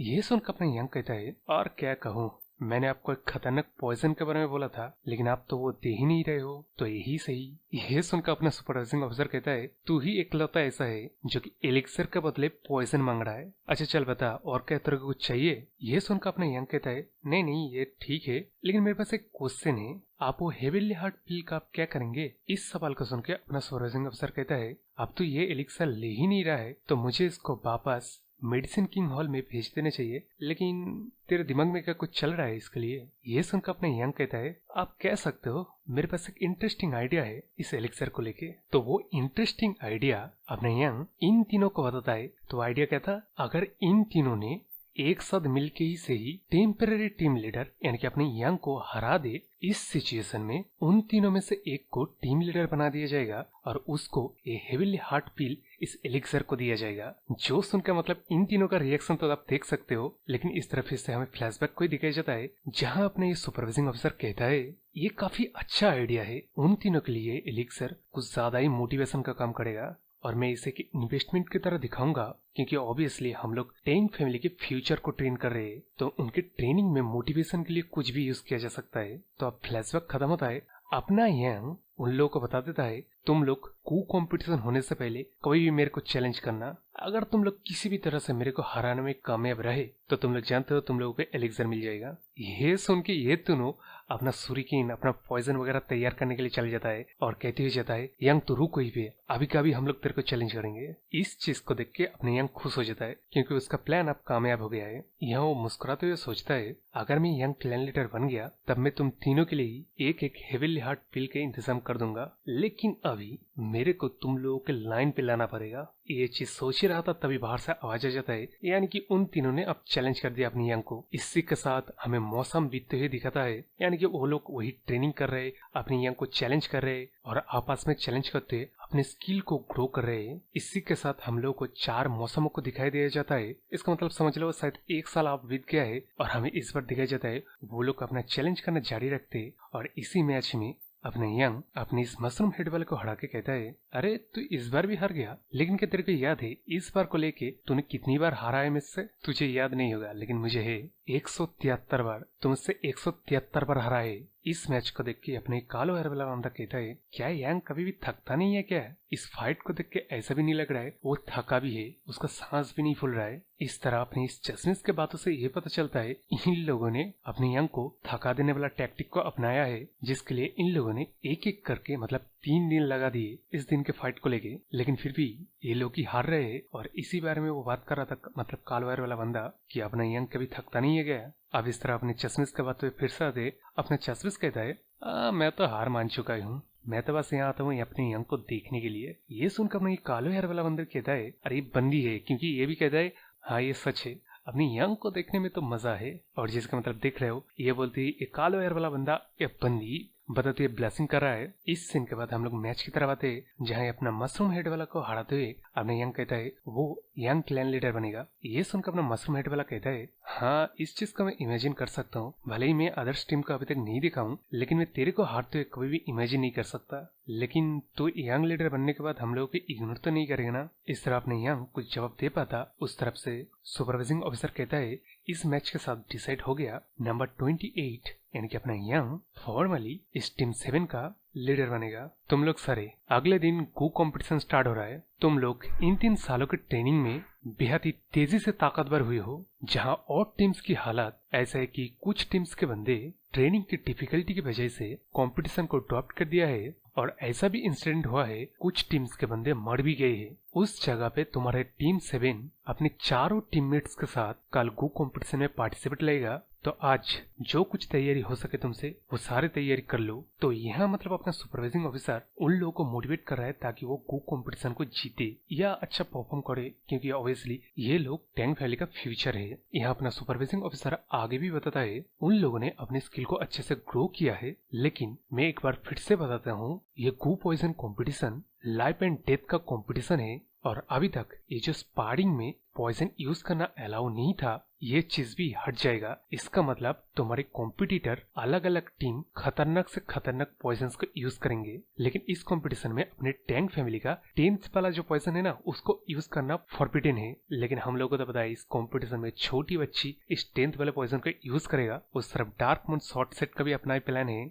तो मतलब इतना समझ लो कंपटीशन में बवाल होगा। तो अब इसी सीन के बाद कंपटीशन का दिन का सीन का दिखाया जाता है जहां अपना यंग इस मशरूम हेड वाले से ये पूरा बैग भर के अलग अलग पॉइजन ले रहा है। तो इस पॉइजन को देते हुए अपने मशरूम हेड वाला बंदा यंग को समझाता है अलग अलग पॉइजन कहाँ कहाँ रखा हुआ है और उनको किस तरह अप्लाई भी करना है। तो अब यहाँ उन सभी चीजों को समझा देने के बाद अपने मशरूम हेड वाला अपने यंग से पूछता है क्या वो इस गो कंपटीशन को जीत के यंग क्लैन लीडर बनेगा। इस चीज को बताते हुए मतलब यह अपना मशरूम हेड वाला फन तरीके से मतलब फिर से मुक्का बनने लगता है। तो अपने यंग इस मुक्के को अपने चेहरे पे जोर से मार के कहता है मैं वादा करता हूँ मैं इस कॉम्पिटिशन को जीतूंगा। और जैसे कि मतलब देख रहे हो अपना यंग उसके मुक्के को अपने ही सर पे जोर से अपने आप को मारा था, लेकिन दर्द उसको हुआ। लेकिन इस तरह अपने यंग के भी नाक से ब्लड आ रहा है। तो कंपटीशन में जाने से पहले ये आखिरी वाला मुक्का खा के फॉर्मेशन पोर्टल की तरफ चल देता है। इस सीन के बाद हमें उस छोटी बच्ची यानी कि साइको बच्ची को दिखाया जाता है जो कि वही 10th वाला पॉइजन को अपने हाथ में पकड़ते हुए कहता है भाग्यशाली मैं, मेरे ग्रैंडपा की ये पॉइजन। और सामने वो फॉर्मेशन पोर्टल से वही फॉर्मेशन बनाने वाला बंदे की एक फैमिली का बंदा, यूं कह लो फॉर्मेशन बनाने वाला फैमिली अपनी इस क्रेजी बच्ची जो कि अभी बच्चे नहीं रहा का मतलब एलाई बन गया है अपनी यंग को मारने के लिए। तो यहाँ ये दोनों फॉर्मेशन गेट के अंदर ही अपने यांग को मारने का प्लान बनाता है, जो कि इस तरह है। इसके जो फॉर्मेशन बनाने वाले फैमिली है, यही इस गू पॉइजन कंपटीशन के एरिना को तैयार किया है। इसका मतलब ये लोग फॉर्मेशन को मैनिपुलेट करके अपने साइको बच्ची के हाथों से यांग को मारवाएगा। ये सुनकर अपने ये साइको बच्ची कहता है, अच्छा तो तुमको बस तलवार चाहिए, जो कि मैं हूँ वो यांग के घर पे चलेगा। लेकिन अगर क्या हो मैं इस बात को मेरे में टैंग फैमिली को बता दूं कि तुम लोग हमारे टैंग फैमिली के मामले में दखलंदाजी कर रही हो। ये सुनकर अपना ये फॉर्मेशन वाला उनका कहता है कि उनका फैमिली रिवाइव होने के लिए पावरलेस है। इस वजह से उन लोगों को एक पावर चाहिए, जो कि टैंग फैमिली का यंग क्लैन लीडर जो बनेगा वो होगा। और एक कॉन्वर्सेशन उसी चीज को इंश्योर करने के लिए है कि इसका फॉर्मेशन बनाने वाला फैमिली अपनी छोटी बच्ची का बैकर है। इस बात को सुनकर अपना ये छोटी बच्ची कहता है, मैं पूरे 3 साल से बस इसी दिन का इंतजार कर रहा था। अब मैं उस यंग को मार पाऊंगा। मैं मेरी जिंदगी को जो उस दिन खोया था, उस जिंदगी को मैं वापस लूंगा। और इसी के साथ हमें ये सीन को दिखाया जाता है, जो कि मैं पूरी तरह से गलत था। ये अब छोटी बच्ची नहीं रहा है, ये पूरी तरह से साइको बन चुकी है। तो अपनी साइको की टीम का नंबर था 1 और टीम नंबर 2 में ये सबसे ताकतवर है, इसका नाम है टैंग जंगल। टीम नंबर 3 के सबसे ताकतवर बंदा ये है, इसका नाम टैंग गुकन है, जो कि सबको मार के जा रहा है। यानी कि उसके टीम का जो ट्रेनर था, सुपरवाइजर था, सबको ये यहाँ फॉर्मेशन के पोर्टल के अंदर सबको मार के जाते हुए कहता है, अरे दत्त, मैं इन 3 साल को बर्बाद किया। मैंने सोचा नहीं था टैंग फैमिली का सबसे प्रसिद्ध मिलिट्री फोर्स के बंदे इतने कमजोर निकल जाएंगे। इस सीन के बाद हमें अगले सीन में टीम 4, टीम 5, टीम 6 उन टीम्स के सबसे ताकतवर बंदों को दिखाया जाता है। और टीम 7 का बंदा यानी कि अपना यंग को भी दिखाया जाता है। तो अब इसका मतलब गो पॉइजन कंपटीशन अब स्टार्ट हो गया है। और यहाँ अपना यंग इस पहाड़ी में खड़े हुए ठंडी ठंडी हवा खाते हुए कहता है, आज का दिन एकदम परफेक्ट है किसी को मारने के लिए। तो जैसे कि दिख रहा है, गू पॉइजन मैच का यह मतलब पूरा जंगल, ये पूरा पहाड़ एक एरिना है, जो कि कुछ ज्यादा ही भरा है। इस चीज को देख के अपने यंग कहता है, अरे यार ये जगह तो कुछ ज्यादा ही भरा है, यहाँ पे बंदों से मुलाकात काफी देर से होगा। तो जैसे कि मतलब पीछे दिख रहा है, वो फॉर्मेशन वाला बंदा फॉर्मेशन की मदद से अपने यंग को पीछे से देखते हुए सोचता है, जैसा मैंने एक्सपेक्ट किया था, ग्रुप 7 का ये नंबर 28 इस कंपटीशन में जरूर से आएगा। और यहाँ आगे वो सोचता है अपने यंग का पोटेंशियल वेस्ट हो जाएगा, क्योंकि इसके फॉर्मेशन वाले फैमिली ने ये डिसाइड किया है अपने यंग को एलिमिनेट कर दिया जाएगा। तो जैसा कि अपना यंग ऑलरेडी अवेयर है, उसके ऊपर फॉर्मेशन वाला बंदा स्पाई कर रहा है। तो अपना यंग पीछे मुड़ के देखता है। जिस चीज को देख कर अपना ये फॉर्मेशन वाला बंदा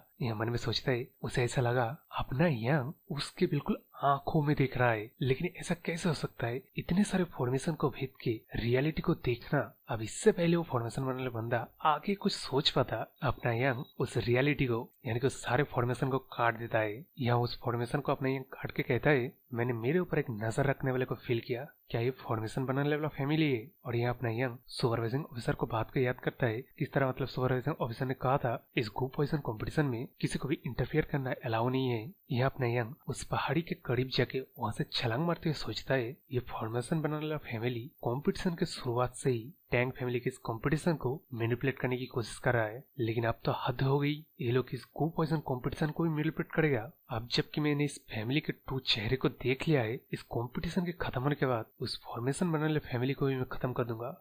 लेकिन इस तरफ वो जो फॉर्मेशन वाला बंदा, जो कि मतलब कई सारे फॉर्मेशन के अंदर से अपने यंग के ऊपर नजर रख रहा था, उसको अपने यंग ने अपने स्वॉर्डमैनशिप इंटेंट से फॉर्मेशन के एसेंस को भी काट के उसके आंखों में चोट पहुंचा दिया है। अब यहाँ जैसे कि देख रहे हो, वो फॉर्मेशन बनाने के आंखें किस तरह लाल हो गए हैं। वो यहाँ अपनी आंखों को पकड़ के सोचता है, वो अगर अपने 2 साइड आई जो कि फॉर्मेशन के अंदर इन्वॉल्व था उसको बाहर ना निकले था, तब वो परमानेंटली ब्लाइंड हो जाता। ये सोचते हुए फॉर्मेशन वाला बंदा आगे सोचता है, वो कुछ ज्यादा ही अपने यंग को मिसअंडरस्टैंड कर दिया।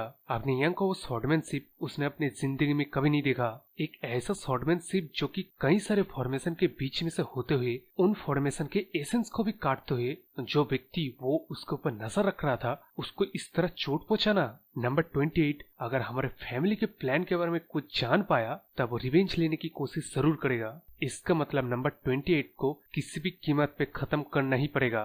तो यार अब यहाँ ये जो गो पॉइजन कंपटीशन है उसके लिए ये 7 टीम बनाया गया था, और इन 7 टीम्स में से जो सबसे ताकतवर है वही उस ग्रुप का टीम लीडर बना और उनके रिस्पेक्टिव टीम का रिप्रेजेंटेटिव भी। तो इस गो पॉइजन कंपटीशन के जो मैच एरिना है इसमें ये 7 पार्टिसिपेटिव बस आए हैं और इनमें से हम इस 4 टीम के बंदी को दिखाया जाता है जो कि मतलब लीडर है। इसका हालात जैसे देख सकते हो, यहाँ किसी से भागते हुए कहता है चीजें ऐसे कैसे हो सकता है, मैं यहाँ मरना नहीं चाहता। तो ये लड़की इस कंपटीशन में हिस्सा ले ताकि बस एक गुड रिजल्ट हासिल कर पाए और अपने गरीब माँ बाप की अच्छे से ख्याल रख पाए। उसका प्लान तो ये भी था अगर वो कंपटीशन के आखिर तक पहुंच गया तब उसके साथ जिस बंदी की फाइट होगी उस फाइट को करने से पहले ही वो सरेंडर कर देती और सामने वाला बंदा टैंक फैमिली का यंग क्लैन लीडर बनता। तो अब यहाँ ये बंदी नंबर 3 के बारे में सोचता है जिसका नाम मतलब गोकन है ना, वो किस तरह मतलब ये लोग जहाँ इकट्ठा हुए थे वहाँ आके इन लोगों को मारना शुरू कर दिया था। मैं कितना बेवकूफ थी जो मैं सोच रहा था सरेंडर के बारे में, उस बंदे का तो प्लान ही था हम लोगों को मारने का। तो अब यहाँ ये बंदी एकदम मतलब थक हर के ये कहते हुए जाता है ये जिस किसको भी अदर टीम्स को देखेगा उसको सीधा सीधा सरेंडर करके बस एक गो पॉइजन कंपटीशन से बाहर जाना चाहती है। लेकिन क्या अदर्स टीम के लीडर भी जिंदा रहेंगे? नहीं, ये मैं क्या सोच रहा हूँ, मैं अब इस टैंक फैमिली को ही छोड़ के चल जाऊंगा। अगर वो बंदा यंग क्लैन लीडर बन गया इससे पहले कि वो बंदी यार कुछ कह पाता पीछे से वही नंबर 2 आ जाता है और इस चीज को दोहराता है कि अगर वो बंदा यंग क्लैन लीडर बन जाए तब क्या। अब हमें दिखाया जाता है वो बंदा इस बंदी के एकदम पीछे आ गया है और एकदम मतलब तलवार घर पे रख के 2 सरों को लेते हुए कहता है तो बड़ी बड़ी बात कर रहा था, लेकिन ये भी सच है तेरा ये लाइटिंग टेक्निक भी काफी फास्ट है, लेकिन इससे कोई फर्क क्या पड़ता है, तेरा इंटरनल एनर्जी कितना पथेटिक है। तो हाँ, मौत के मुंह से भागने के बावजूद भी भाग नहीं पाया, तब तो औरों से अलग कहाँ है, तो इन दोनों जितना ही पथेटिक है। इस चीज को सुन के ये बंदी कहता है क्यों, तो ऐसा क्यों कर रहा है, हम लोग टैंक फैमिली से ही है तो यहाँ तो हम लोग को मार के क्या हासिल कर लेगा। ये सुनकर अपना ये नंबर 2 कहता है क्या, मैंने कभी सिसवन टैंक फैमिली के हिस्से या पर्सन में खुद को नहीं सोचा। ये सुनकर अपना ये बंदी इससे पहले कुछ सोच पाता वो नंबर 2 इसका गला ही काट देता है। तो अब वहां से सीन शिफ्ट होके हमें यंग को दिखाया जाता है जो कि बड़ी तेजी से कहीं जा रहा था, तभी उसकी नजर इस गुफा के ऊपर पड़ती है। इसको देखकर वो सोचता है यही चीज तो मुझे चाहिए था, एक ऐसा गुफा जिसके आसपास में किसी पर्सन को फील नहीं कर रहा हूँ, ऐसा यहाँ पे कोई डेंजर भी नहीं है जो कि मेरे सेंसेस को अलर्ट कर रहा है, यहाँ मैं चुपचाप एसेंडेड लेवल पे पहुंच सकता हूँ। ये सोचते अपने यंग उस गुफा पे जाके बैठ जाता है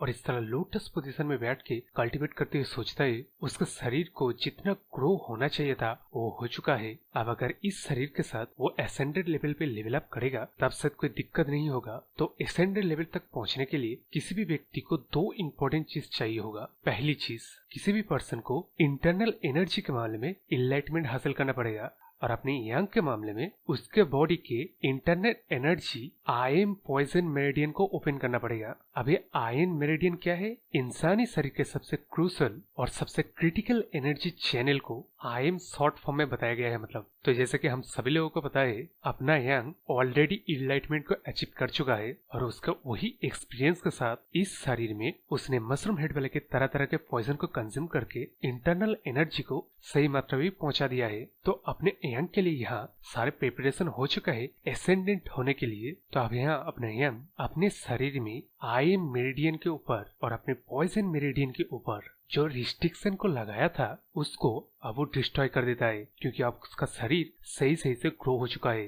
अब वो सालों से एक्यूमुलेट किया हुआ पॉइजन रिफाइनिंग मैडनेस टेक्निक को रिलीज करता है। इस चीज को करने के बाद उसका इंटरनल एनर्जी उसके शरीर से फट के बाहर आ रहा है। अब इस स्टेट में अपने यंग का शरीर काया पलट कर रहा है, यानी कि मेटामॉर्फोसिस या कह लो बॉडी रिकंस्ट्रक्ट कर रहा है। तो अब इस प्रोसेस में जो कि अपना बॉडी रिकंस्ट्रक्ट कर रहा है उसको जहन्नुम जितना दर्द होता है। तो यहाँ अपना यंग अपने प्रीवियस जिंदगी में इस प्रोसेस से गुजर चुका था, लेकिन वो एक्सपीरियंस भी इस दर्द को झेलने में सही सही से मदद नहीं कर पा रहा है। तो अब यहाँ बूम जैसे कि दिख रहा है उस गुफा से इंटरनल एनर्जी ग्रीन मतलब लाइट से फट के बाहर आ रहा है। अब यहाँ अपने यंग को दिखाया जाता है और आसपास के गुफा का हालत का देख रहे हो। यहाँ अपना यंग खुद के शरीर को देखते हुए सोचता है वो रेगुलरली अपने शरीर से इम्प्योरिटीज को क्लीन करता आया है, जिसकी वजह से उसके शरीर के रिकंस्ट्रक्ट करने में ज्यादा दिक्कत नहीं हुई और ये प्रोसेस इसका शुरुआत है। और यहाँ हमें ठीक से दिखाया जाता है उस गुफा की हालत क्या हो गया है। यह अपना यंग बाहर निकलते सोचता है अब शरीर के ऐसी गंदगी हालत में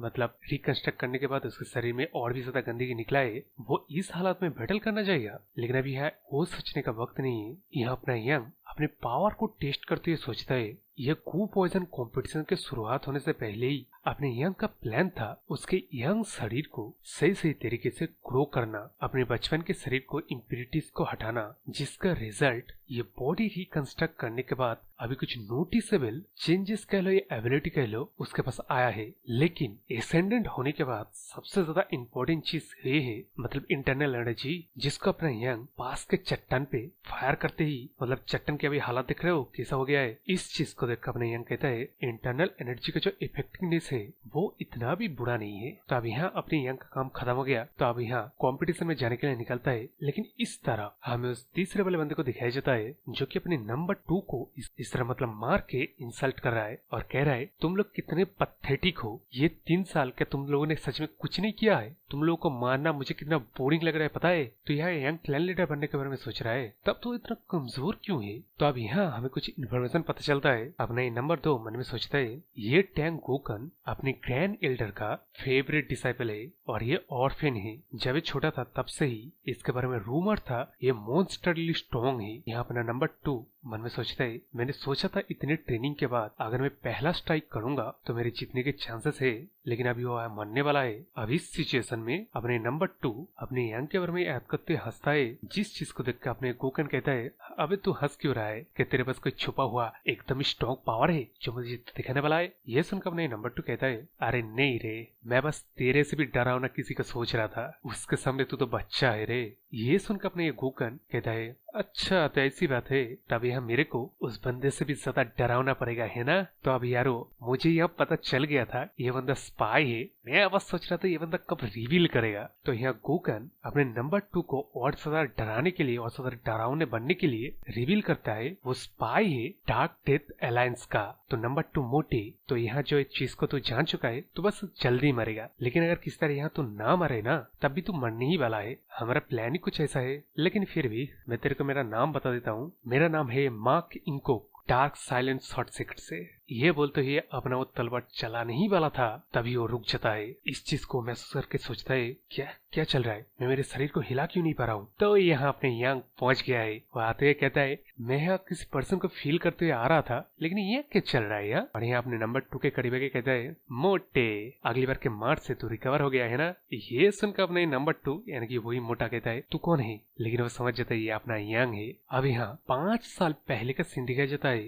यानी कि अपनी स्पाई का फ्लैशबैक, जहाँ ये बंदा इसका मतलब ठीक से फेस नहीं दिखाया जाता है जब स्पाई छोटा था। अब यार इसका नाम गोकन है या मार्क इंकन है पता नहीं, मैं इसको स्पाई बुलाऊंगा ठीक है। तो जब ये स्पाई छोटा था इसको समझाता ये बंदा कि उसको फैमिली उसको रिकॉग्नाइज तभी करेगा जब ये मिसिंग टैंक फैमिली के कुछ बंदे कुछ दिन बाद आके उसको एडप्ट करेंगे। इसके बाद उन लोगों का प्लान है डायरेक्ट इनडायरेक्ट लिनिएज का परवाह ना करते हुए एक कंपटीशन के मदद से यंग क्लैन लीडर को चूज करना। तो उसका मिशन यही है टैंक फैमिली को वो जो यंग सेडलिंग से उनको खत्म करना है। तो अब यहाँ अपने स्पाई की तरफ आते हैं। यहाँ उसकी हालत एकदम खस्ता है। वो यहाँ जमीन पे पड़े हुए सोचता है ये दर्द ऐसा लग रहा है मेरे इंटरनल ऑर्गेन्स मेल्ट हो जा रहा है, गल गया है, क्या ये चीज इसकी वजह से है, इसने मेरे साथ क्या किया, इसने मेरे साथ ऐसा क्या किया। तो यहाँ मोटे की तरफ आते हैं। मोटा कहता है क्या तू सच में यंग है। ये सुनकर अपना यंग कहता है मोटे क्या तू तब जाके बिलीव करेगा जब मैं तेरे चेहरे को फिर से जमीन में गाड़ दूं। ये सुनकर अपना मोटा कहता है नहीं भैया नहीं। तो अब यहाँ अपने यंग पूछता है क्या इसने अपना नाम गंजा बताया। गंजा नहीं गंजा। अब यार गंजा मतलब टकला भी होता है, गंजा मतलब फूकने वाला भी होता है, इसका नाम गंजा है, क्या क्या करूँ। तो यार इसको स्पाई बुलाऊंगा ठीक है। ये सुनकर अपना मोटा कहता है अरे हाँ इसने अपने मुंह से अपने आपको स्पाई बोला है। ये सुनकर अपने यंग सोचता है उसने इस कंपटीशन में आने से पहले इस अरेना में गुस्से को फील किया था, क्या वो गुस्सा इससे आ रहा था। और जिसका मतलब दिख रहा है अपने यंग ने इस नीडल की मदद से इस बंदे को पैरालाइज कर दिया था। अब इस चीज को देख के अपने ये मोटा हैरान हो जाता है और कहता है ये किस तरह के पॉइजन है जो इतनी छोटी नीडल का इस्तेमाल करता है। ये सुनकर अपना यंग कहता है मोटे तू जानना चाहेगा क्या। इस बात को सुनकर अपना ये मोटा समझ जाता है, लेकिन वो आगे कहता है अच्छा तो इस बंदे को डिटॉक्सिफाई करेगा है ना आगे जानकारी लेने के लिए। इस बात को अपना स्पाई सुनकर सोचता है जब अपना यंग उसे डिटॉक्सिफाई करने की कोशिश करेगा तभी उसका चांस होगा। लेकिन इस तरफ क्या अपना यंग कहता है क्या डिटॉक्सिफाई करना जरूरी है। अगर ये बंदा हक सा रायन से है इसका मतलब इसका पर्पस गेस करना उतना भी मुश्किल नहीं है। अब यारो यहाँ नाम के साथ कुछ गड़बड़ चल रहा है, या तो ट्रांसलेटर ने कुछ गलती की या तो राइटर ने, नहीं तो ये सारे नाम सही है क्योंकि जिस बंदे का मतलब चेहरा नहीं दिखाया गया था उसका नाम हक्सा रायन से है। इसका असली नाम मोटी को मरते वक्त जो बताया वो होगा मार्क इनकुक। और ये जो फैमिली है जो इसको मिशन कंप्लीट करने के बाद रिकॉग्नाइज करेगा, ये फैमिली का नाम गान या होगा। और अपना जो टैंक फैमिली का नाम है टैंग गोकन, ये एक नाम है। तो यहाँ ठीक है ना, मैंने यहाँ सारे नाम को क्लियर तरीके से बता दिया है, लेकिन मैं इसको स्पाई बुलाऊंगा यार। तो अब स्टोरी में आते हैं। अपना ये मोटा पहले तो यंग को देख के थोड़ी तारीफ करता है। इसके बाद मुझे मतलब बचपन में बुली किया करता था, उसकी वजह से वो सिंसियरली अपनी यंग से माफी मांगता है और कहता है ये मैं माफी इसलिए नहीं मांग रहा हूँ ताकि हम लोगों के बीच सही सही सब कुछ हो जाए, मैं बस एक बार सिंसियरली माफी मांगना चाहता हूँ। इस बात को सुनकर अपना यंग थोड़ा सा मुस्कुरा के कहता है चल अब छोड़ उन पुराने दिनों के बातों को, सब कुछ अब ठीक है। लेकिन उस तरफ दिखाई दिया अपना वो स्पाई उठने की कोशिश कर रहा था, लेकिन अभी क्या, जब अपने यंग उस मोटे से कह रहा था सब कुछ ठीक है, तभी वो स्पाई अपना फुल ताकत इस्तेमाल करके मतलब पॉइजन के दर्द के बीच से जी जान लगा के इस हमले को करते हुए सोचता है अगर मैं यहाँ मरने वाला हूँ तो मैं तुझे लेके मरूंगा। और अगली सीन में दिखाया जाता है अपने यंग का 2 टुकड़े हो गए हैं उस बार की वजह से।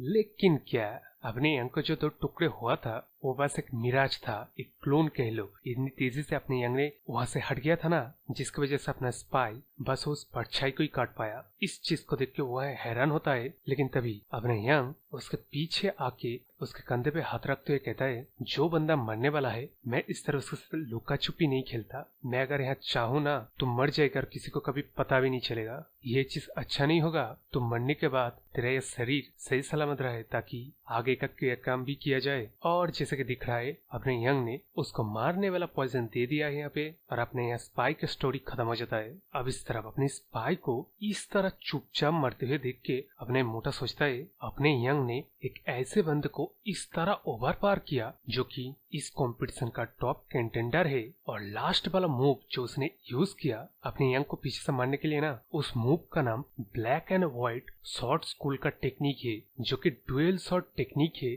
जिस टेक्निक को अपना ये मोटा अपने फुल स्ट्रेंथ होने के बावजूद भी डॉज नहीं कर पाता। तो इस चीज को अपने मोटा मुंह खोल के सोच रहा था, लेकिन क्या अपने यंग यहाँ पूछता है तो मोटे अब हम दोनों यहाँ पे है, आगे क्या करेगा ये बता। ये सुनकर मोटा कहता है मैं यार सरेंडर करता हूँ अगर तू अलाउ करेगा तो, लेकिन मैं यहाँ से निकलू कैसे ये मुझे पता नहीं है। ये सुनकर अपना यंग हवा में एक स्लैश मारता है, लेकिन क्या ये पूरा एरिया मतलब एक फॉर्मेशन है, तो वो फॉर्मेशन कट जाता है जिससे अपना मोटा इस एरिया से बाहर चल जाता है। और इस तरफ अपना यंग अपने नेक्स्ट शिकार के लिए चल जाता है, यानी कि अपना वो साइको बच्ची। लेकिन अब वहां से सीन शिफ्ट हो गए हमें इलुक मक फैक्शन की तरफ दिखाया जाता है, मतलब ये उनका हेडक्वार्टर है। और हमें इस कीड़े को दिखाया जाता है जो कि यहाँ मर गया है, जिससे अपना ये बंदा समझ जाता है कि इसने जिस बच्चे को स्पाई बना के भेजा था वो मर गया है, जो कि इसका ही बच्चा था और वो इलिजिटिमेट चाइल्ड था, मतलब एक सर्वेंट की वजह से अपना ये बंदा जन्मा था। लेकिन अभी इस बंदे का टैलेंट उसके किसी भी बच्चे से कहीं ज्यादा हाई था, लेकिन ऑब्वियसली इसकी वजह से सक्सेशन की इशू आ सकते हैं।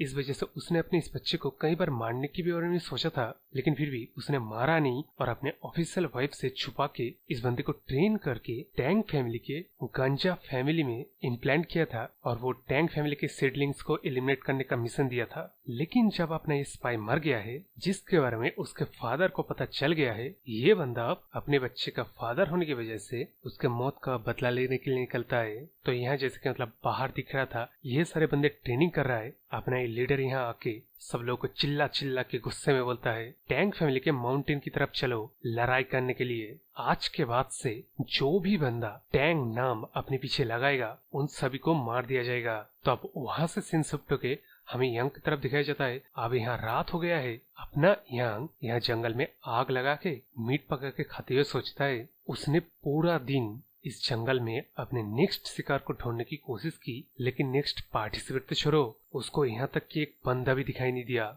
जो कि काफी अजीब बात है। और उसके दिमाग में फिर से वही फॉर्मेशन वाला फैमिली आता है, जिसका भी मकसद उसे समझ में आ रहा है। वो अगर अपने साइको बच्ची को यंग क्लैन लीडर बनने में असिस्ट करे तो आगे जाके उन लोगों का फुट होल्ड टैंग फैमिली में और भी ज्यादा मजबूत हो जाएगा। ये समझ के अपना यंग सोचता है फॉर्मेशन वाला फैमिली इसका कीमत तो तुझे चुकाना पड़ेगा। और एक फनी सा सीन दिखाया जाता है, अपना ये फॉर्मेशन वाला बंदा किस तरह मतलब डर गया है। तो अब यहाँ रात हो गया है, अपना यंग आसमान में तारों को देखते देखते उसने जो पत्तों से बनाया बिस्तर बनाया था ना, इसमें सो के एकदम गहरी नींद में चला जाता है। तभी अपीयर होता है अपना ये साइको बच्ची, एकदम आंखें लाल करके ये कहता है मैंने तेरे को ढूंढ लिया।